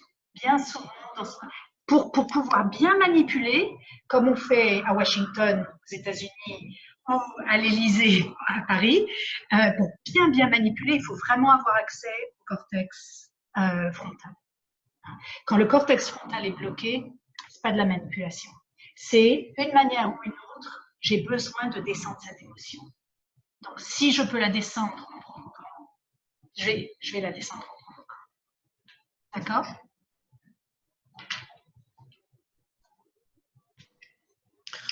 J'ai une autre question. Comment les parents peuvent-ils aider par leurs attitudes? La méditation, le lâcher-prise, est-ce que c'est utile et pourquoi? Tout à fait, c'est notre partie. C'est un petit peu lié avec l'alimentation également. Est-ce que l'alimentation peut aider? Je ne vais pas tellement parler d'alimentation, si ce n'est d'ingrédients d'alimentation, si ce n'est de l'importance de la régularité, hein, ce que nous disaient nos grands-mères, la régularité du sommeil, faire attention d'être en bonne santé, et les parents et les enfants d'ailleurs. Une alimentation équilibrée, c'est très très très important. On le sait. Si quelqu'un voulait venir me voir et me parler de grands soucis, et que je n'avais pas bien dormi et que je n'avais pas pris de petit déjeuner, est-ce que je serais quelqu'un qui sera à l'écoute aussi bien que si j'ai bien dormi et bien mangé? Non. Donc, c'est exactement la même chose pour nos enfants. Je ne vais pas tellement parler d'alimentation plus précisément que ça. En revanche, les compétences, comment gérer, l'écoute, le suivi, ça, c'est le sujet de notre troisième partie. Je prends une dernière question et on passe, s'il y en a une, et on passe à la troisième partie ensuite. Un thème qui revient souvent, y a-t-il des familles hypersensibles? Y a-t-il un terrain familial? C'est une excellente question. Alors, on parle donc d'héritabilité de certaines caractéristiques. Et bien sûr, donc dans certaines familles, on voit que, d'ailleurs, on voit certaines familles où les trois traits existent, hein, la sensibilité, la réactivité et un très lent retour à la base. Mais lorsque la personne a une certaine résilience, elle n'est pas autant prise de l'émotionnalité que quelqu'un qui n'a pas cette résilience. D'accord? Donc, mais tout à fait, on voit des familles entières où tout le monde est très sensible et où certains sont plus réactifs que d'autres. Absolument. Donc, mais on ne peut pas dire que la maladie, par exemple, de borderline est génétiquement héritée, si vous voulez. Ce sont des traits qui sont hérités des parents, c'est normal, et parfois ces traits se combinent pour créer cette dysfonction en quelque sorte. Et alors, il y a un chiffre qui existe et qui est en train d'être regardé, et on estime à peu près à 60% le degré d'héritabilité, j'espère qu'on dit comme ça en français, le degré d'héritabilité des troubles des ordres de personnalité. Donc là, je ne parle pas que d'anxiété, hein, je parle de désordre de la personnalité. Très bien, donc nous allons passer à la troisième partie. Yeah, great. Tout se passe bien du côté technologique, c'est bon à savoir. Ok, donc je vais passer juste 2 minutes pour vous parler d'un programme qui existe, qu'on est en train de lancer en France. C'est tout nouveau, il existe beaucoup aux États-Unis, il existe dans 20 pays dans le monde, mais nous essayons de le lancer en France. Et c'est un programme qu'on appelle Connexion familiale. Alors, c'est un programme qui est complètement dirigé seulement pour les membres de famille, pas pour les gens qui souffrent, et qui aide les membres de la famille à comprendre les symptômes, tous les comportements des gens qui souffrent de troubles de personnalité, qui apprennent aux gens à gérer leurs émotions affectives, qui offrent beaucoup d'éducation psychologique, qui offrent une entraide et une compréhension, et qui créent des réseaux de soutien entre les gens, un peu comme vous faites avec l'association Phobie scolaire, et qui surtout aident les participants à réduire leur douleur émotionnelle et améliorer leur qualité de vie. Parce que lorsqu'un parent va mieux, un enfant va mieux. Et de la même manière, quand un enfant va mieux, un parent va mieux.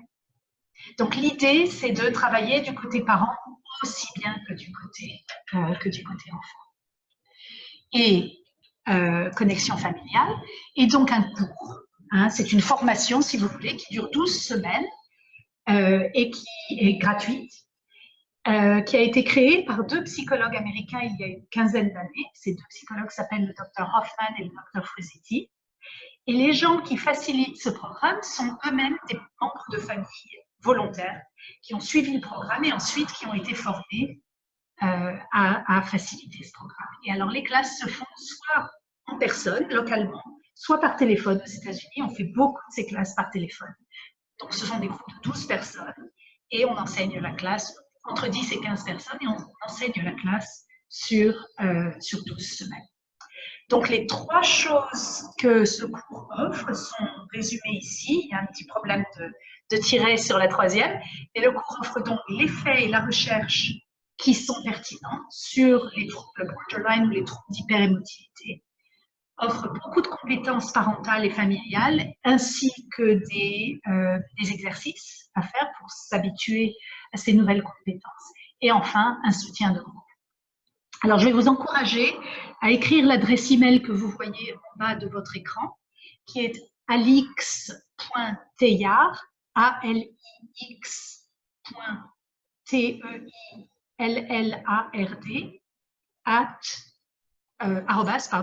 wanadoo.fr. Okay.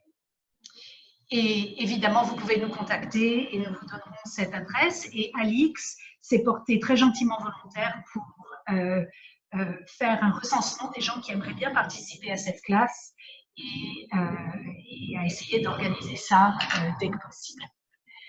Voilà, donc je vais passer ensuite aux compétences familiales et à ce qui peut aider les familles lorsque l'hyperémotionnalité crée un chaos familial épouvantable. Et c'est ce qu'on voit bien souvent, un chaos familial. On voit des parents qui ne savent pas quoi faire, à qui tout le monde donne des conseils.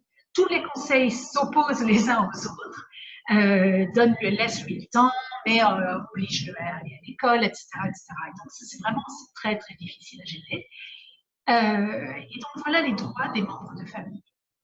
Chaque membre de la famille doit pratiquer un égoïsme sain, c'est-à-dire qu'il faut qu'on connaisse nos limites. Nos limites, ce n'est pas nécessairement tout ce qu'on aimerait voir arriver. Ce n'est pas nécessairement tout ce qu'on voudrait en tant que parent. Mais c'est ce qu'on ne peut pas supporter de voir arriver. Donc, par exemple, il est possible que vous soyez quelqu'un qui... Enfin, je vais donner mon exemple personnel. Je suis quelqu'un qui ne supporte pas, de la part de mes enfants, qu'on m'insulte. Ma fille, lorsqu'elle était complètement débordante d'émotionnalité et de colère en particulier, m'insultait. Je ne peux pas être une bonne maman, continuer à pratiquer mes compétences. Mes patients peuvent m'insulter autant qu'ils le veulent. Donc, ça n'a rien à voir, c'est ma limite. Hein. C'est qui je suis, mon égoïsme sain. C'est que ma fille ne peut pas m'insulter. Elle peut faire d'autres choses. Elle peut m'interrompre. Elle peut partir au milieu d'une conversation. Elle peut me demander relativement poliment de me taire. C'est pas agréable. Rien de tout ça n'est agréable. Mais elle ne peut pas m'insulter. Donc ça, c'est mon égoïsme sain. Je parle de ce genre de limites. Reconnaître ses propres limites. Hein. Si je lui demande de vider le lave-vaisselle et qu'elle me regarde et qu'elle me dit « Oh, tu me demandes trop de choses et je n'ai pas du tout envie de le faire maintenant », ça ne va pas me faire plaisir. Mais ce n'est pas une insulte. Et donc ça, à la limite, je peux passer dessus. Mais je ne peux pas passer sur les insultes. D'accord? Nous devons apprendre à dire non. Nous sommes des parents. C'est notre rôle d'aider nos enfants à avancer dans la vie. Ils ne vont pas avancer comme on souhaite, peut-être. Mais c'est notre rôle de les faire avancer. Et il faut qu'on retrouve cette possibilité de dire non à nos enfants. Nous avons besoin de notre soutien émotionnel. Et ça, mes trois présentatrices aujourd'hui l'ont très, très bien ressenti.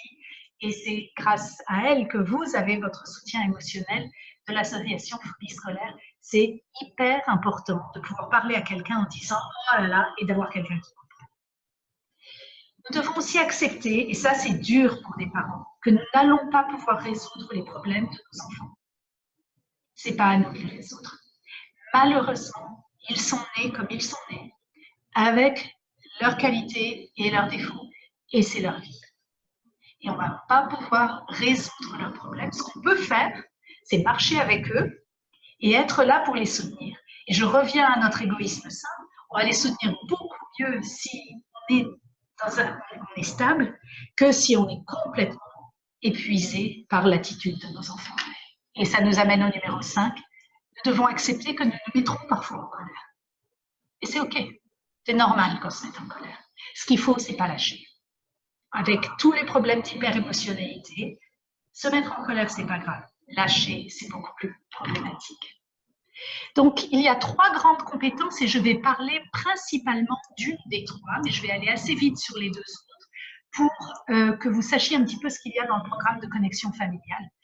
La première, et c'est exactement ce que l'une des questions qui a été posée, je reviens à une des questions qui a été posée, c'est cette notion de pleine conscience, de pleine présence.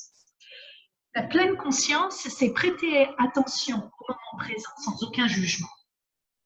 Quand on dit, bon, ben ça y est, elle ne se lève pas, elle va encore pas vouloir aller à l'école aujourd'hui. Ça va encore être un problème. Est-ce qu'on fait attention à l'instant présent ou est-ce qu'on est déjà dans le futur? On est déjà dans le futur.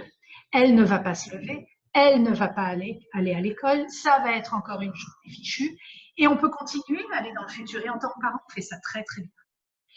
Elle n'ira pas à l'école, elle n'aura jamais le bac. elle n'ira jamais à l'université et elle finira sa vie sous un pont. On fait le film à toute allure, hein, alors que la réalité n'est pas comme ça. Donc, vivre dans l'instant présent, sans jugement, c'est très, très important dans les moments de crise. J'ai mis ce petit dessin pour ne pas oublier de vous en parler. Je sais qu'il est en anglais, je n'ai pas eu le temps de le traduire, mais vivre dans l'instant présent, ça vous permet de penser à votre enfant comme s'il était en train de souffrir, pour gérer un problème difficile. Et si vous pensez à lui en souffrance, en train d'essayer de gérer un problème difficile, vous allez avoir envie de l'aider. Alors que si vous pensez à lui comme se comportant mal, étant manipulateur, vous allez penser à une punition. D'accord? Donc, on voit à quel point les pensées affectent les émotions, affectent les désirs d'action.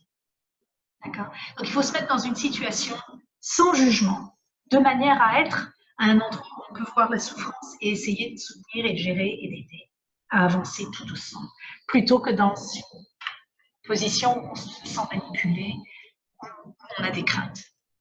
Okay?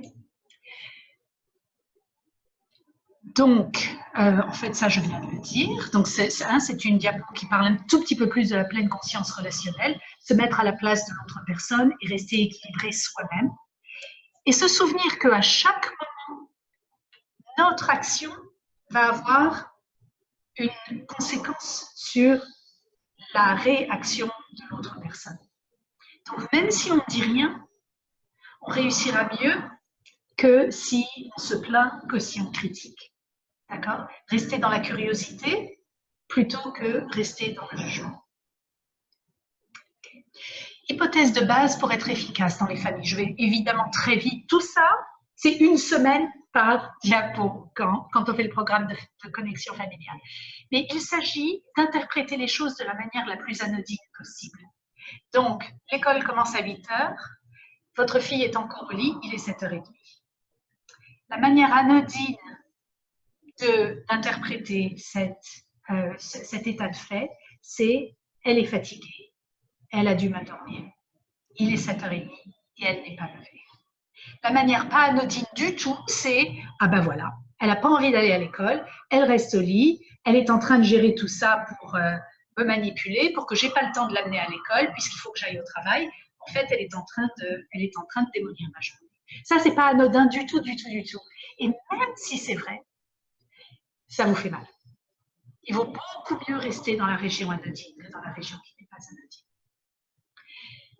Le point suivant est que dans les relations humaines, il n'y a pas de vérité absolue. Il y a des perceptions. Et pour chaque personne, la perception est sa vérité. Et on le sait tous, quand on pense au conflit qu'on a eu, qu'on a avec des êtres chers, c'est toujours basé sur des bêtises. Chaque personne voyait midi à sa propre porte et on n'arrivait pas à trouver l'intermédiaire. Mais quand on trouve l'intermédiaire, on réussit à résoudre les problèmes. D'accord? Donc, il n'y a pas de vérité absolue. Il n'y a pas avoir raison. Il y a être efficace. Et il vaut beaucoup mieux être efficace que d'avoir raison. Chacun fait de son mieux à chaque instant. Votre enfant n'a pas été à l'école depuis 3 semaines. Il souffre énormément. Et bien, je vais vous dire quelque chose qui est peut-être choquant, mais c'est le mieux qu'il peut faire à ce moment-là. S'il pouvait faire mieux, il ferait mieux. Et je vais vous donner un exemple. Je suis en train de vous parler là maintenant. Si je pouvais mieux expliquer ce que je vous explique, ne pensez-vous pas que je le ferais? Pourquoi est-ce que je ne le ferais pas? Évidemment, je fais du mieux que je peux. Le mieux que je peux suffit peut-être. Peut-être qu'à certains moments, ça ne suffit pas. Mais si je savais mieux faire, je ferais mieux. On est tous comme ça. Si vous saviez aider votre enfant un peu plus, vous le feriez. Donc souvent, on manque de compétences. Et reconnaître qu'on manque de compétences est un peu inconfortable. Et ça permet de ne pas tout mettre sur l'autre personne en disant c'est de sa faute. S'il n'agissait pas comme ça, je n'aurais pas ces problèmes. Donc on fait tous du mieux qu'on peut à chaque instant. Et en même temps, chacun doit essayer de mieux faire. Donc, en vous enseignant ça aujourd'hui, j'apprends à mieux faire aussi. On apprend tous à mieux faire. En étant là aujourd'hui, vous tous, vous êtes des parents remarquables, extraordinaires, et vous essayez d'apprendre un peu plus. vous vous informez, vous faites tout ce que vous pouvez. Et là, vous êtes en train de faire mieux. Okay. C'est la même chose pour vous. Une deuxième grande compétence. Donc la première compétence, attention relationnelle. Deuxième grande compétence, acceptation radicale. Alors là, je pourrais vous en parler pendant 2 jours. Mais l'acceptation radicale, ça veut dire accepter ce qui est pratiquement inacceptable à certains moments. L'acceptation radicale, c'est dire ça, je ne peux pas le changer. Et si je ne peux pas le changer et que c'est épouvantable, eh ben c'est ma vie. Maintenant, c'est devenu ma vie. Souvent, je donne comme exemple l'exemple de Nelson Mandela qui a été emprisonné à vie. Quand il est sorti de prison, il ne savait pas. Quand il a été emprisonné, il ne savait pas qu'un jour il sortirait de prison. Il a été emprisonné à vie pour des causes qui ne justifiaient pas d'un emprisonnement à vie. Et bien, c'était ça, sa vie. Sa nouvelle vie, c'était celle d'un prisonnier condamné à vie. Et le travail qu'il a fait en prison, malgré cette circonstance, est ce qui lui a permis de devenir le Nelson Mandela qu'on connaît. Et il aurait tout à fait pu, et ça aurait été compréhensible, se laisser partir en grève de la faim, ou se laisser mourir, ou s'abandonner au désespoir. On aurait tous compris ça. Mais il ne serait pas devenu le Nelson Mandela qu'il est devenu quand on l'a connu. D'accord ? Donc, l'acceptation radicale est un chemin très très difficile qui consiste à dire c'est ça ma vie, c'est ça ma situation. Aujourd'hui, je déteste ce que j'ai, je déteste ce que je vois et je vais l'accepter. Et afin d'arriver à un changement, bien souvent, il faut accepter ce qu'on n'a pas envie d'accepter. Donc on peut soit se bagarrer, c'est un peu se taper la tête contre les murs, ou alors on peut arrêter de se taper la tête contre les murs pour trouver une porte et à la place en chercher une fenêtre. Okay. Résumé ultra rapide. Je crois que je n'ai jamais résumé l'acceptation radicale tout à fait aussi vite que ça. Donc, voilà une petite fiche qui soutient ce que je viens de vous expliquer. En fait, on s'aperçoit que les gens qui sont résilients ont 4 manières de faire face au problème. Soit ils essayent de résoudre le problème, soit ils essayent de changer leur ressenti face au problème. Alors, on essaye toujours de changer, de résoudre le problème. Ça, les humains sont très, très bons à résoudre les problèmes, bien souvent. Donc, on résout le problème. Si on ne peut pas le résoudre, on essaie de changer le ressenti. On se dit quelque chose comme « oh, c'est pas si grave, allez, tant pis, ça ira mieux. Il pleut aujourd'hui, ben, c'est dommage parce que j'allais jouer au golf, mais en fait, c'est bon pour les plantes. » On change son ressenti. Mais quand on ne peut pas résoudre le problème et qu'on ne peut pas changer son ressenti, on passe en acceptation radicale. Et si on n'accepte pas radicalement, dans ce cas-là, on reste malheureux. Donc, vous voyez l'équation en bas. Douleur et non-acceptance, c'est la souffrance. La douleur, ça fait partie de la vie. Les difficultés font partie de la vie. Mais quand on les combat et qu'on ne les accepte pas, c'est là où on entre en souffrance. Okay. Et ça, c'est pour nous, en tant que parents. On est en souffrance quand on a des enfants qui souffrent, forcément. Okay. Et accepter ça nous permet de trouver des solutions. Et enfin, la troisième grande compétence, donc on a attention relationnelle, on a l'acceptation radicale, et je vais passer le reste de notre séance à parler de la validation. Alors, qu'est-ce que c'est que la validation? C'est comprendre ce que l'autre dit ou bien ressent et communiquer que l'on a compris cela de manière claire. Donc, je pense que vous voyez tous Gaëtan. Gaëtan, tu es en haut de la liste, donc je te prends toi comme exemple. Je regarde Gaëtan et là, je la vois sourire.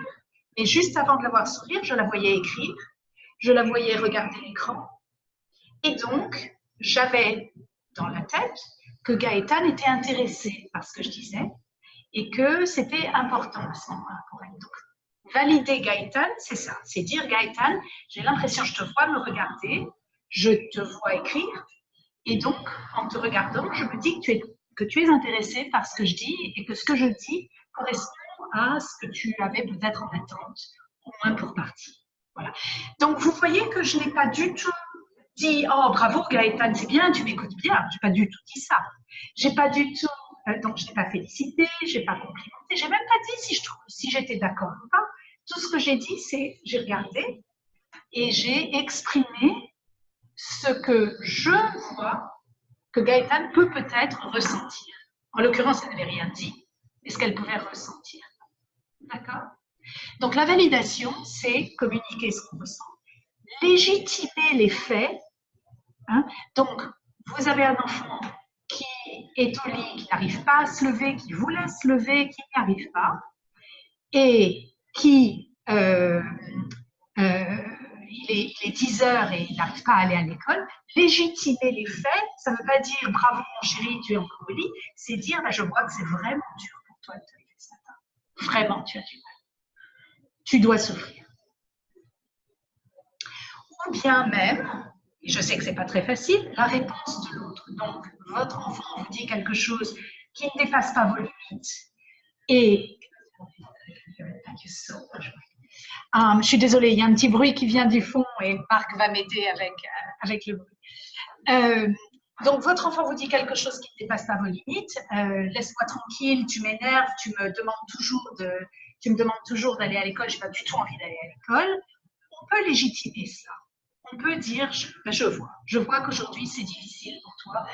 On peut même légitimer l'émotion en disant, je vois à quel point ça t'énerve aujourd'hui, je vois à quel point tu es énervé à ce sujet. On peut expliquer ses propres sentiments. Je suis triste de te voir fâché, je suis triste de te voir. Je ressens de la colère moi aussi face à ce problème d'anxiété qui t'empêche d'aller à l'école. On peut expliquer nos propres sentiments. Et ce qu'on veut vraiment faire, c'est apprécier la situation et respecter les émotions des autres. Est-ce que chacun a droit à sa propre émotion? Bien sûr. Je vais vous donner un petit exemple. Lorsqu'on va au zoo, on ne va plus trop au zoo, ça me fait de la peine. Et quand mon mari et moi allons au zoo, la première direction dans laquelle on va, c'est, parce que j'aime beaucoup, c'est les cages des grands chats. J'aime beaucoup voir les tigres. Et quand je vois un tigre, moi, ce que je vois, c'est vraiment un gros chat. J'aime beaucoup les chats. Et donc, on rentre et je vois cette grosse bête. Et ce que je vois surtout, c'est la fourrure des joues, la fourrure qu'ils ont sur les joues. Et j'ai vraiment envie de mettre mes mains dans la fourrure des joues et de lui câliner la tête, comme on ferait à un chat. Mon émotion, c'est l'attirance. Je suis attirée par le tigre. Mon mari, qui est un homme très courageux et très raisonnable, rentre dans la cage, et très protecteur, rentre dans la cage, enfin dans la section des tigres, et tout de suite repère où est le signe de sortie et commence à réfléchir comment il va faire pour aider sa femme qui est tout près de l'enclos si jamais le tigre réussissait à sortir de sa cage. Son émotion, qui est une émotion entièrement justifiée, c'est la peur. Qui a raison et qui a tort? Est-ce qu'il a raison d'avoir peur? Est-ce qu'il a tort d'avoir peur? Est-ce que j'ai raison d'être attirée par le tigre? Est-ce que j'ai tort d'être attirée par le tigre? Ce sont des émotions, attention, ce ne sont pas des actions. J'ai tort d'aller toucher un tigre. Et lui, il a tort de fuir s'il n'y a aucun danger. Et l'émotion elle-même, personne n'a tort d'avoir une émotion. Donc, on peut toujours respecter une émotion et valider une émotion. On peut même dire, je ne comprends pas très bien ce que tu ressens maintenant, mais j'aimerais le comprendre. D'accord? Donc, on va parler des différents niveaux de validation. Nous sommes à notre dernière diapo avant les questions. Donc, je vais passer un tout petit moment sur cette diapo parce que c'est ce que je voudrais que vous reteniez. Si vous pratiquez une nouvelle compétence, ça serait la compétence de la validation. Donc, il y a différents niveaux de validation. Le premier niveau de validation qui valide bien, c'est écouter attentivement. C'est arrêter de faire la cuisine, c'est arrêter de regarder la télévision, c'est arrêter de lire son livre, c'est se tourner vers la personne qui nous parle et écouter, être présent, garder un contact visuel ou physique. J'ai une cliente dont le fils réagit très très mal, il s'isole énormément et le contact visuel est très dur pour lui, donc elle s'assied à côté de lui, mais elle ne fait rien d'autre. Elle est entièrement physiquement à l'écoute de son fils, même s'il ne dit rien à ce moment-là. Okay, donc ça, c'est vraiment l'écoute et la connexion active. Être en pleine présence. La pleine présence dans ces moments-là, c'est dur, parce que vous avez un enfant, vous êtes très connecté avec cet enfant, ou un être cher que vous aimez beaucoup et qui souffre. Ce que ça veut dire, c'est que vous allez ressentir un petit peu cette souffrance. Vous allez la ressentir, ce sont des ondes. Et s'asseoir avec et rester avec, c'est un acte de validation. D'accord? Ce qu'on est en train d'essayer de faire, c'est de recréer une relation solide et positive dans laquelle votre être cher peut vous dire ce qu'il ressent quand il sera prêt à ça. Donc, niveau 0 de validation, enfin pas 0, niveau 1 de validation, c'est l'écoute. C'est véritablement être entièrement, mettre les antennes à l'écoute. Deuxième niveau de validation, c'est, on va utiliser 2 mots à chaque fois pour que vous puissiez vous en souvenir. Les 2 mots, c'est je vois, ou alors j'entends, ou alors je sens que tu es tendu, hein, mais c'est les 5 sens. Donc, je vois, c'est ce que j'ai fait tout à l'heure avec Gaëtan. Je vois que tu me regardes, je vois que tu écris, hein, je remarque. Donc, je fais attention et je décris ce qui se passe. Je peux aussi décrire ce que je vois en termes émotionnels. Je vois que tu pleures et je me dis que tu es triste. Hein? Je vois que, j'entends que tu cries, j'entends que ta voix est tendue et rapide. Hein? Vous voyez, comme je décris, je ne juge pas, je ne dis pas « je vois que tu es en colère ». Ça, c'est un jugement. Je vois que ta voix est tendue, que ta voix, ton débit est rapide, que le ton est élevé, et je me dis que tu dois être en colère. Ou alors, je vois que tu te détournes de moi, et je pense que peut-être tu veux être seul. Remarquez que cette dernière phrase ne veut pas dire que je vais laisser mon enfant seul nécessairement. Je vois que tu te détournes de moi, je me dis que tu as envie d'être seul maintenant, mais j'ai une chose qu'il faut que je te dise en vitesse. Alors, je vais te parler juste 2 minutes, je vais te dire ce que j'ai à dire une fois, et ensuite je sortirai de ta chambre. Vous voyez comment on commence avec la validation et qu'ensuite on poursuit avec une action. Okay, donc ça, c'est le niveau 2, je vois. Le niveau 3 est très important, et ça, c'est ma validation favorite. Je l'utilise avec les clients, je l'utilise avec les parents, je l'utilise avec ma fille, je l'utilise avec tout le monde. C'est les 2 petits mots, c'est bien sûr. Bien sûr que tu as envie de t'isoler. Tu as eu une journée difficile à l'école. Alors, on peut mettre évidemment à la place de bien sûr. Il faut que le bien sûr ait un sens. Il faut trouver le bien sûr dans le comportement. Hein? Donc, j'ai un fils qui réagit beaucoup quand il a faim. Quand il a faim, il devient très, très vite en colère. Quand il est en colère et qu'il est 11h30 au midi, c'est très facile de dire, mais évidemment tu es en colère, t'as faim. Tu vas vouloir manger, allez viens, on se fait un sandwich. Hein? Au lieu de répondre de manière coléreuse, je pourrais faire ça, mais ça nous amène où? Où est-ce que je suis efficace? En répondant de manière coléreuse ou en lui faisant un sandwich? Est-ce que je veux avoir raison ou est-ce que je veux être efficace? D'accord? Donc, normaliser et confirmer la logique derrière une pensée. Et croyez-moi, on parlait de précocité, aucun de vos êtres chers ne sont fous, aucun ne raisonne pas clairement, aucun. Il y a des raisons pour leur comportement. Et si vous remplacez les jugements par de la curiosité, vous allez découvrir des choses insoupçonnées. Vous allez découvrir pourquoi le comportement est ce que vous remarquez. Et ce comportement est peut-être maladaptif, mais il a une raison d'être, il a une cause. D'accord? Donc, quand on comprend enfin la cause, on peut dire « Ah, bah évidemment, c'est logique. C'est pas très efficace, c'est pas très utile, mais c'est logique. » D'accord? Et enfin, oh là là, et eux pour vulnérabilité, magnifique. Avouer sa propre vulnérabilité, je suis désolée pour la faute. Donc, les 2 petits mots là, c'est moi aussi. Hein? Moi aussi. Maman, j'ai un examen en mathématiques, je suis terrorisée, je ne peux pas y aller, je ne peux pas le faire. Dire, bah, tu sais, moi aussi quand j'avais des examens en mathématiques, j'étais terrorisée. Vraiment, vraiment. Et je ne vais pas te dire que tu peux y arriver, je ne sais pas si tu peux y arriver. Mais moi aussi, j'étais terrorisée. Et si tu veux, je peux te dire comment j'ai fait pour gérer les choses. D'accord? Une phrase que j'utilise beaucoup lorsque la porte s'ouvre et qu'on commence à avoir un petit peu de communication, c'est « Est-ce que tu veux que je t'écoute ou est-ce que tu veux que je t'aide à trouver des solutions ?» Vous allez peut-être vouloir que la réponse soit « Oh, des solutions, maman, s'il te plaît » ou « Papa, s'il te plaît, donne-moi des solutions ». Et la réponse sera peut-être « Je veux juste que tu m'écoutes ». Et la réponse sera peut-être « Je veux juste que tu m'écoutes 2, 3, 4, 5 fois ».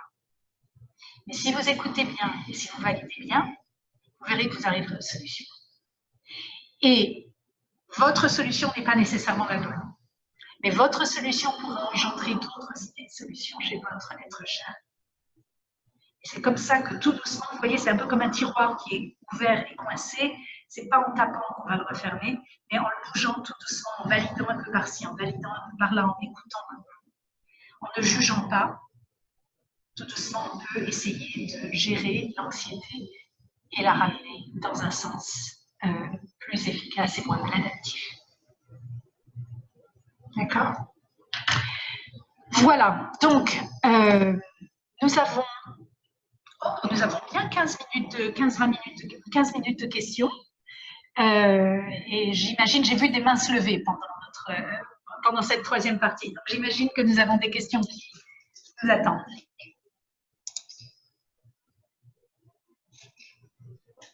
Odile, tu démarres ou... Ouais. Ah non, vas-y, vas-y.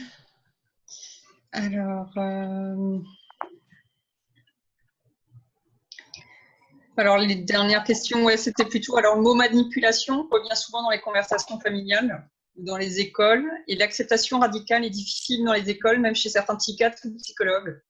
Oui, alors. C'est plus une constatation, dit la personne. Est-ce que... Voilà, est-ce qu'il y a pas quelque chose à éclaircir sur ce plan-là? Ouais. C'est pour ça que je parle beaucoup dans des conférences et dans des symposiums et des congrès. C'est pour ça que je parle dans des conférences comme celle-ci. Je crois qu'en effet, les jugements, hein, on fait un jugement et on dit cette personne essaye de me manipuler, cette personne et ça nous amène à quoi? D'autant plus qu'on sait très bien que la manipulation demande... En fait, si tous ces enfants ont été manipulateurs, eh ben, ils sont vraiment des très mauvais manipulateurs parce qu'on voit tout à fait ce qui se passe. On n'est pas du tout pris au piège. Hein.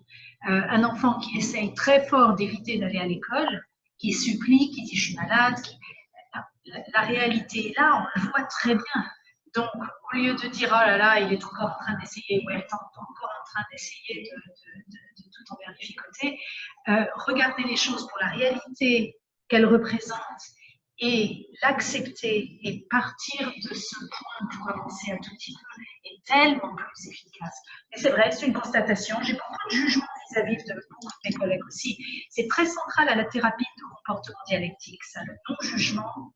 Et l'acceptation que chaque personne, à tout instant, fait du mieux qu'il peut. C'est très typique de cette thérapie et c'est pas typique de toutes les thérapies et certainement pas des psychiatres, ça c'est sûr. Okay. Enfin, de beaucoup de psychiatres. Parce que je dois dire que c'est un psychiatre extraordinaire qui a fait venir Connexion Familiale en France.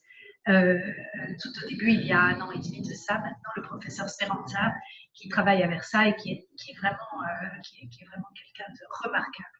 Donc, on ne va pas mettre tous les psychiatres à la même enseigne, mais c'est vrai que la personne qui a fait ce commentaire a tout à fait raison. Enfin, moi, ce qui me vient aussi, enfin là, ce serait plus vis-à-vis de ça, enfin, si nous, on applique cette méthode-là, et que ceux qui sont en face de nous ne sont pas dans cette approche, enfin, comment la communication peut se passer? Donc, membre de la famille, tu veux dire, ou bien l'école? Plus école, parce qu'on a plus à faire, nous, aux écoles ou même aux spécialistes, qui ne sont pas au courant ils ne savent même pas ce que c'est la phobie scolaire. Et enfin, comment réagir, enfin, comment appliquer, enfin, parce que comme ça, quand on lit et quand on entend, ça paraît très, bah oui, bien sûr, il faut faire comme ça, mais on a de toute autre réaction et si en face de nous, on a tout de suite une forme de rejet, comment on gère ça? C'est ça. Et puis vous êtes là, vous êtes sur le reçu des jugements des écoles. Hein. Oui. Ça ne peut pas être la faute de ce pauvre enfant qui est si fou. Donc c'est forcément de la faute des parents. Et on l'entend tellement souvent en thérapie aussi. Alors que en fait c'est complètement inefficace de séparer l'équation enfant-parent. C'est de la faute de personne. C'est véritablement de la faute de personne. C'est un problème à résoudre ensemble. c'est tout. Mais la faute est à personne. Donc, ou alors elle est autant à l'école que… D'accord? Donc, on enlève tous les jugements. Alors, comment faire passer ce que vous venez d'entendre pendant 2 heures à une école? Vous pouvez essayer, mais c'est vrai que ça ne va pas être très facile. En revanche, si c'est une direction qui vous semble être gérable et logique et que vous voulez apprendre plus, il y a des formations. Une fois que vous en savez plus, c'est comme ça qu'on a créé tout ce réseau aux États-Unis et dans d'autres pays. Une fois que vous en savez plus, vous pouvez l'apprendre à d'autres parents. Une fois que vous vous sentez un peu plus confortable avec tout ce langage, vous pouvez en parler et faire des présentations aux écoles. Et les écoles, à leur tour, apprennent certaines compétences dialectiques, etc. C'est comme ça qu'on a géré l'avancée de ce problème aux États-Unis. D'accord. Je fais beaucoup d'interventions dans les écoles locales, par exemple. Donc, en fin de compte, on l'apprend, on l'intègre pour pouvoir le transmettre par la suite, c'est bien ça? C'est ça, et rien ne vaut plus qu'un témoignage personnel. Hein, lorsque on voit quelqu'un, une famille dire, et j'ai des centaines de témoignages, mais lorsqu'une famille dit « Vous avez changé notre vie, grâce à vous, mon enfant n'est pas ce que j'aurais pensé qu'il pourrait devenir, mais a une bonne vie, vit bien, fonctionne, avance, et on gère et on est heureux ensemble », c'est pas mal. Ma fille a 29 ans. On passe des très bons moments ensemble et elle vient de sortir de l'université. Un chapeau, il lui a fallu énormément de résilience, de résistance, de persistance, et chapeau à elle. Et elle a 29 ans. C'est un peu tard. Avec son intelligence et sa précocité, tout nous laissait penser qu'elle aurait pu sortir de l'université en avance sur les autres. Là, c'était pas le cas. Et c'est son chemin, c'est sa rapidité à elle. Ok.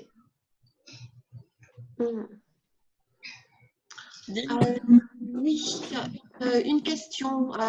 Donc, pour vous, l'approche psychanalytique n'est pas adaptée, c'est plutôt une approche comportementaliste. Alors, c'est une excellente question. Et vous savez, je pense que c'est un peu la même chose en France. Mais aux États-Unis, tout est maintenant beaucoup basé sur la recherche. Parce que, surtout dans le domaine psychologique, on a très, très envie de faire des hypothèses et de dire, bah, puisque c'est ce que je remarque sur mes 20 clients, c'est forcément la réalité. Et ce n'est pas du tout la réalité. Donc, on s'appuie sur des recherches scientifiques. Il y a un projet de recherche scientifique qui s'est avéré être efficace en approche psychanalytique. Ça s'appelle la thérapie ciblée sur la transférence. TFP, Transference Focused Therapy, donc thérapie ciblée sur la transférence. Et c'est une thérapie à base de psychoanalyse qui est faite par Otto Kernberg à New York. Il y a une étude qui a montré l'efficacité de cette approche et de nombreuses études qui n'ont montré aucune efficacité à cette approche. Il y a plus de 30 études à l'heure actuelle qui montrent l'efficacité remarquable de la thérapie de comportement dialectique, précisément pour les grandes émotions. Et puisque j'ai aujourd'hui un groupe qui m'écoute qui est plus ciblé sur l'anxiété, la thérapie de comportement dialectique marche remarquablement bien, est extrêmement efficace pour toutes les grandes émotions, avec le caveat que c'est un petit peu moins efficace pour les gens qui souffrent uniquement d'anxiété, mais que la thérapie de comportement dialectique avec ce dont je parlais tout à l'heure, l'exposition aux éléments, aux événements déclencheurs, est très efficace aussi. D'accord? Donc c'est une petite adaptation de la thérapie de comportement dialectique avec cette exposition aux événements déclencheurs pour vraiment cibler l'anxiété et les soucis de compulsion et les pensées compulsives. Donc, ce sont les résultats scientifiques que je vous donne et non pas ce que je pense ou ce que je perçois. Ok. Une autre question. Beaucoup de parents sont dans un stress émotionnel tel qu'ils n'arrivent pas à structurer leur réaction. Comment les aider à entrer dans le schéma proposé? Ils en semblent si loin. Effectivement, on n'est souvent pas capable de rentrer dans ce schéma. Alors, je vais vous donner ce qui n'est pas du tout suffisant. La vraie réponse, c'est un programme du style connexion familiale. Parce que sur 12 semaines, vous avez l'occasion de vous exercer à différentes compétences qui aident à gérer ce chaos émotionnel et ces complications émotionnelles qui sont très, très intenses. Donc, c'est ça la vraie réponse. Et la réponse courte, c'est que de toutes les émotions que l'on ressent, y compris la colère, y compris la frustration, y compris la tristesse ou la crainte, parce qu'on ressent de l'anxiété en voyant souffrir, toutes ces émotions sont des émotions qui nous arrivent, en quelque sorte. On peut les gérer un petit peu en remarquant les pensées qu'on a, en se disant « Oh là là, ma fille ne réussira jamais à finir l'université, et donc je me cause beaucoup d'anxiété. » C'est un petit peu dur de dire « Arrête de te faire du souci. » On n'arrive pas très bien à arrêter les choses. Hein, les humains ne sont pas très bons à ça. Si je vous dis « Arrêtez de faire attention à ce que je dis », je continue à parler, mais arrêtez de faire attention, ça va être vraiment difficile pour vous de faire ça. Donc, l'idée, c'est de remplacer une émotion par une autre émotion. Et la seule émotion qu'on peut générer instantanément, si on le souhaite, c'est la curiosité. Je vais vous demander à tous de regarder le mur soit en face de vous, soit le plus proche de vous. Regardez la couleur de ce mur. Et maintenant, véritablement, hein, faites-le, imaginez que ce mur est bleu marine. Et si le mur est déjà bleu marine, imaginez-le rouge. Ok? Voilà, c'est ça la curiosité. Ok? C'est se dire, tiens, et qu'est-ce que ce serait si? Et c'est très difficile de rester en colère ou de rester très triste quand on est vraiment curieux. D'accord? Donc, c'est une petite réponse, c'est une réponse vraie. Hein. C'est si vous pratiquez la curiosité, au moment de grands soucis, de grands chaos émotionnels, si vous vous dites, qu'est-ce qui se passe? Qu'est-ce que je vois là? C'est ça l'attention relationnelle. Mais ça demande de la pratique. D'accord? Et connexion familiale vous aidera à pratiquer ça.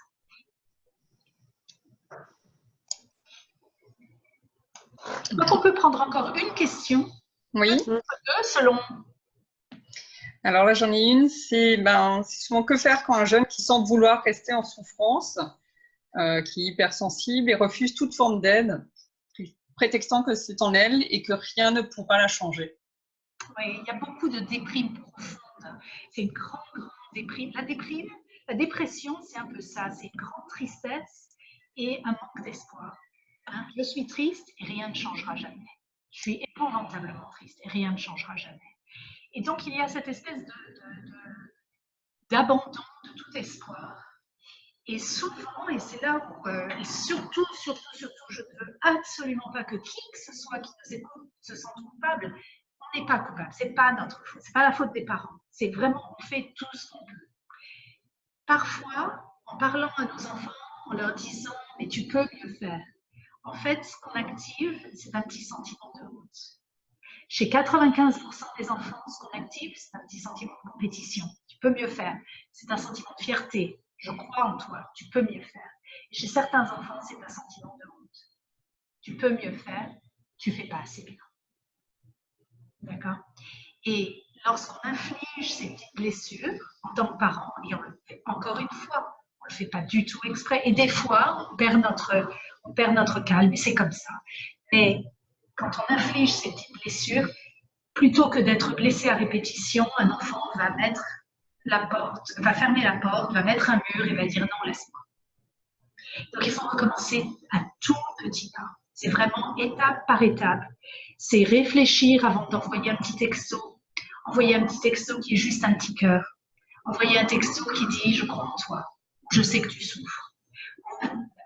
C'est commencer à établir une relation qui est basée sur l'amour et la curiosité, le désir de comprendre et le désir d'aider si on peut aider. Mais l'abandon de croire que c'est à nous de tout résoudre, parce que c'est pas à nous de tout résoudre.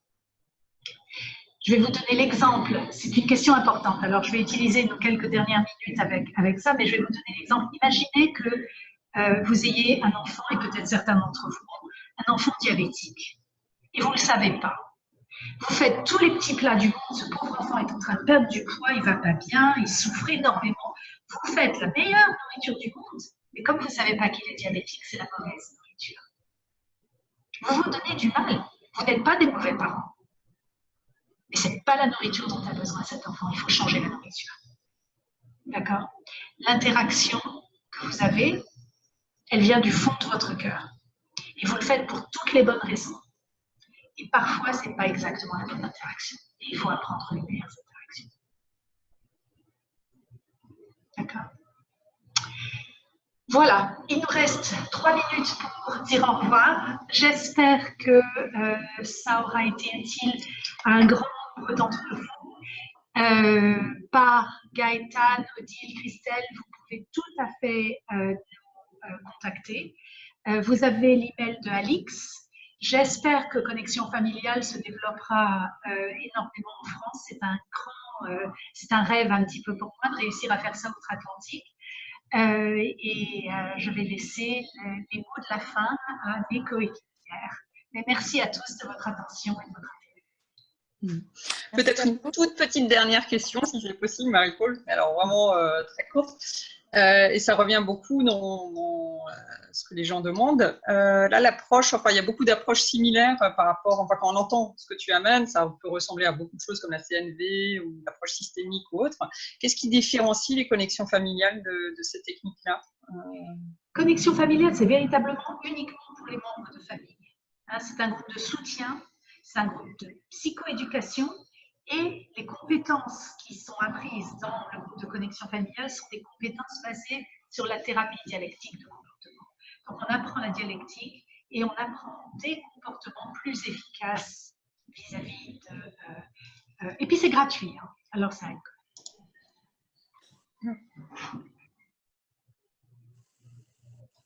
Voilà. Est-ce que ça suffit comme réponse? Oui, pour moi, c'est bon. Très bien. Ok, donc je vous laisse le mot de la fin si vous le souhaitez. Odile, c'est quoi?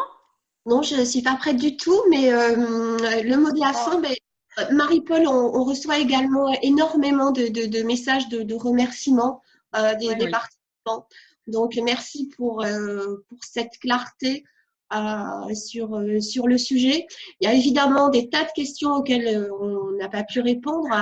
Est-ce qu'on aurait la possibilité d'y répondre par la suite? Bien sûr, tout à fait. Tout à fait. Ok, d'accord. Très bien. Bon, écoutez, merci. Entre nous de la meilleure modalité ou d'une autre. Odile, d'un autre webinaire, on verra. Je vais peut-être prendre la parole 2 minutes. Absolument. Alors, je vois plein de bravos, de merci qui défilent. Ça ne fait que ça. Donc, Marie-Paul, on vous les transmet. Et on a aussi beaucoup de personnes qui souhaitent se renseigner sur les programmes proposés pardon, excusez-moi, je n'arrive plus à parler. Beaucoup de personnes qui voudraient participer au programme de connexion familiale. Beaucoup. Super, super. Eh bien, écoutez, rejoignez Alix, envoyez-lui un texto, pas un texto, un email, et avec un petit peu de chance, certains de ces groupes pourront se former. Et je serais ravie de pouvoir essayer de faciliter ces formations. Tout à fait. Merci. En tout cas, merci pour votre simplicité et votre abord qui a été si facile. En même temps, vous êtes passionné. Je pense que vous l'avez transmis à pas mal de parents, là. Donc, c'est super aussi. Vraiment, merci. Merci à vous d'avoir créé tout cela et les 2 personnes qui ne sont pas sur l'écran avec nous, Janice et Marc, merci à Marc, qui ont permis ça, parce que sans Janice qui nous a mis en contact et Marc qui a fait tout ça, on n'aurait pas pu avoir cette conférence. Donc, c'est super et j'ai vraiment été ravie de faire votre connaissance. Et comme je l'ai écrit sur cette dernière diapo, bon courage et merci à tous de votre écoute. Et surtout, bon courage. C'est un chemin qui n'est pas facile et qui est magnifique et qui n'est pas facile. Une dernière petite question. Est-ce qu'il vous arrive de venir faire des conférences en France? Il pourrait m'arriver très facilement de venir faire une conférence en France. Il faudrait qu'elle soit organisée. Je viens parfois à Paris, où j'ai une très très proche amie à Versailles. Et j'ai de la famille qui habite Nice. Donc, entre les deux, c'est tout à fait possible. Il faudrait qu'on parle un petit peu de ce qu'une conférence inclurait, de ce qu'on voudrait mettre à l'affiche. Mais c'est tout à fait possible. On fait des conférences relativement fréquemment, tout à fait. D'accord. Très bien. Eh bien, merci encore. Merci à vous. Merci. Bonne soirée. Bonne soirée à tous. Continuation à vous tous. Merci. Merci aux participants. Au revoir. Au revoir. Merci. Au revoir à tous les Au participants. revoir. Bye bye. Bye. Bye. Stop share. Oh, I stop share. And then, wait, end meeting. There we go.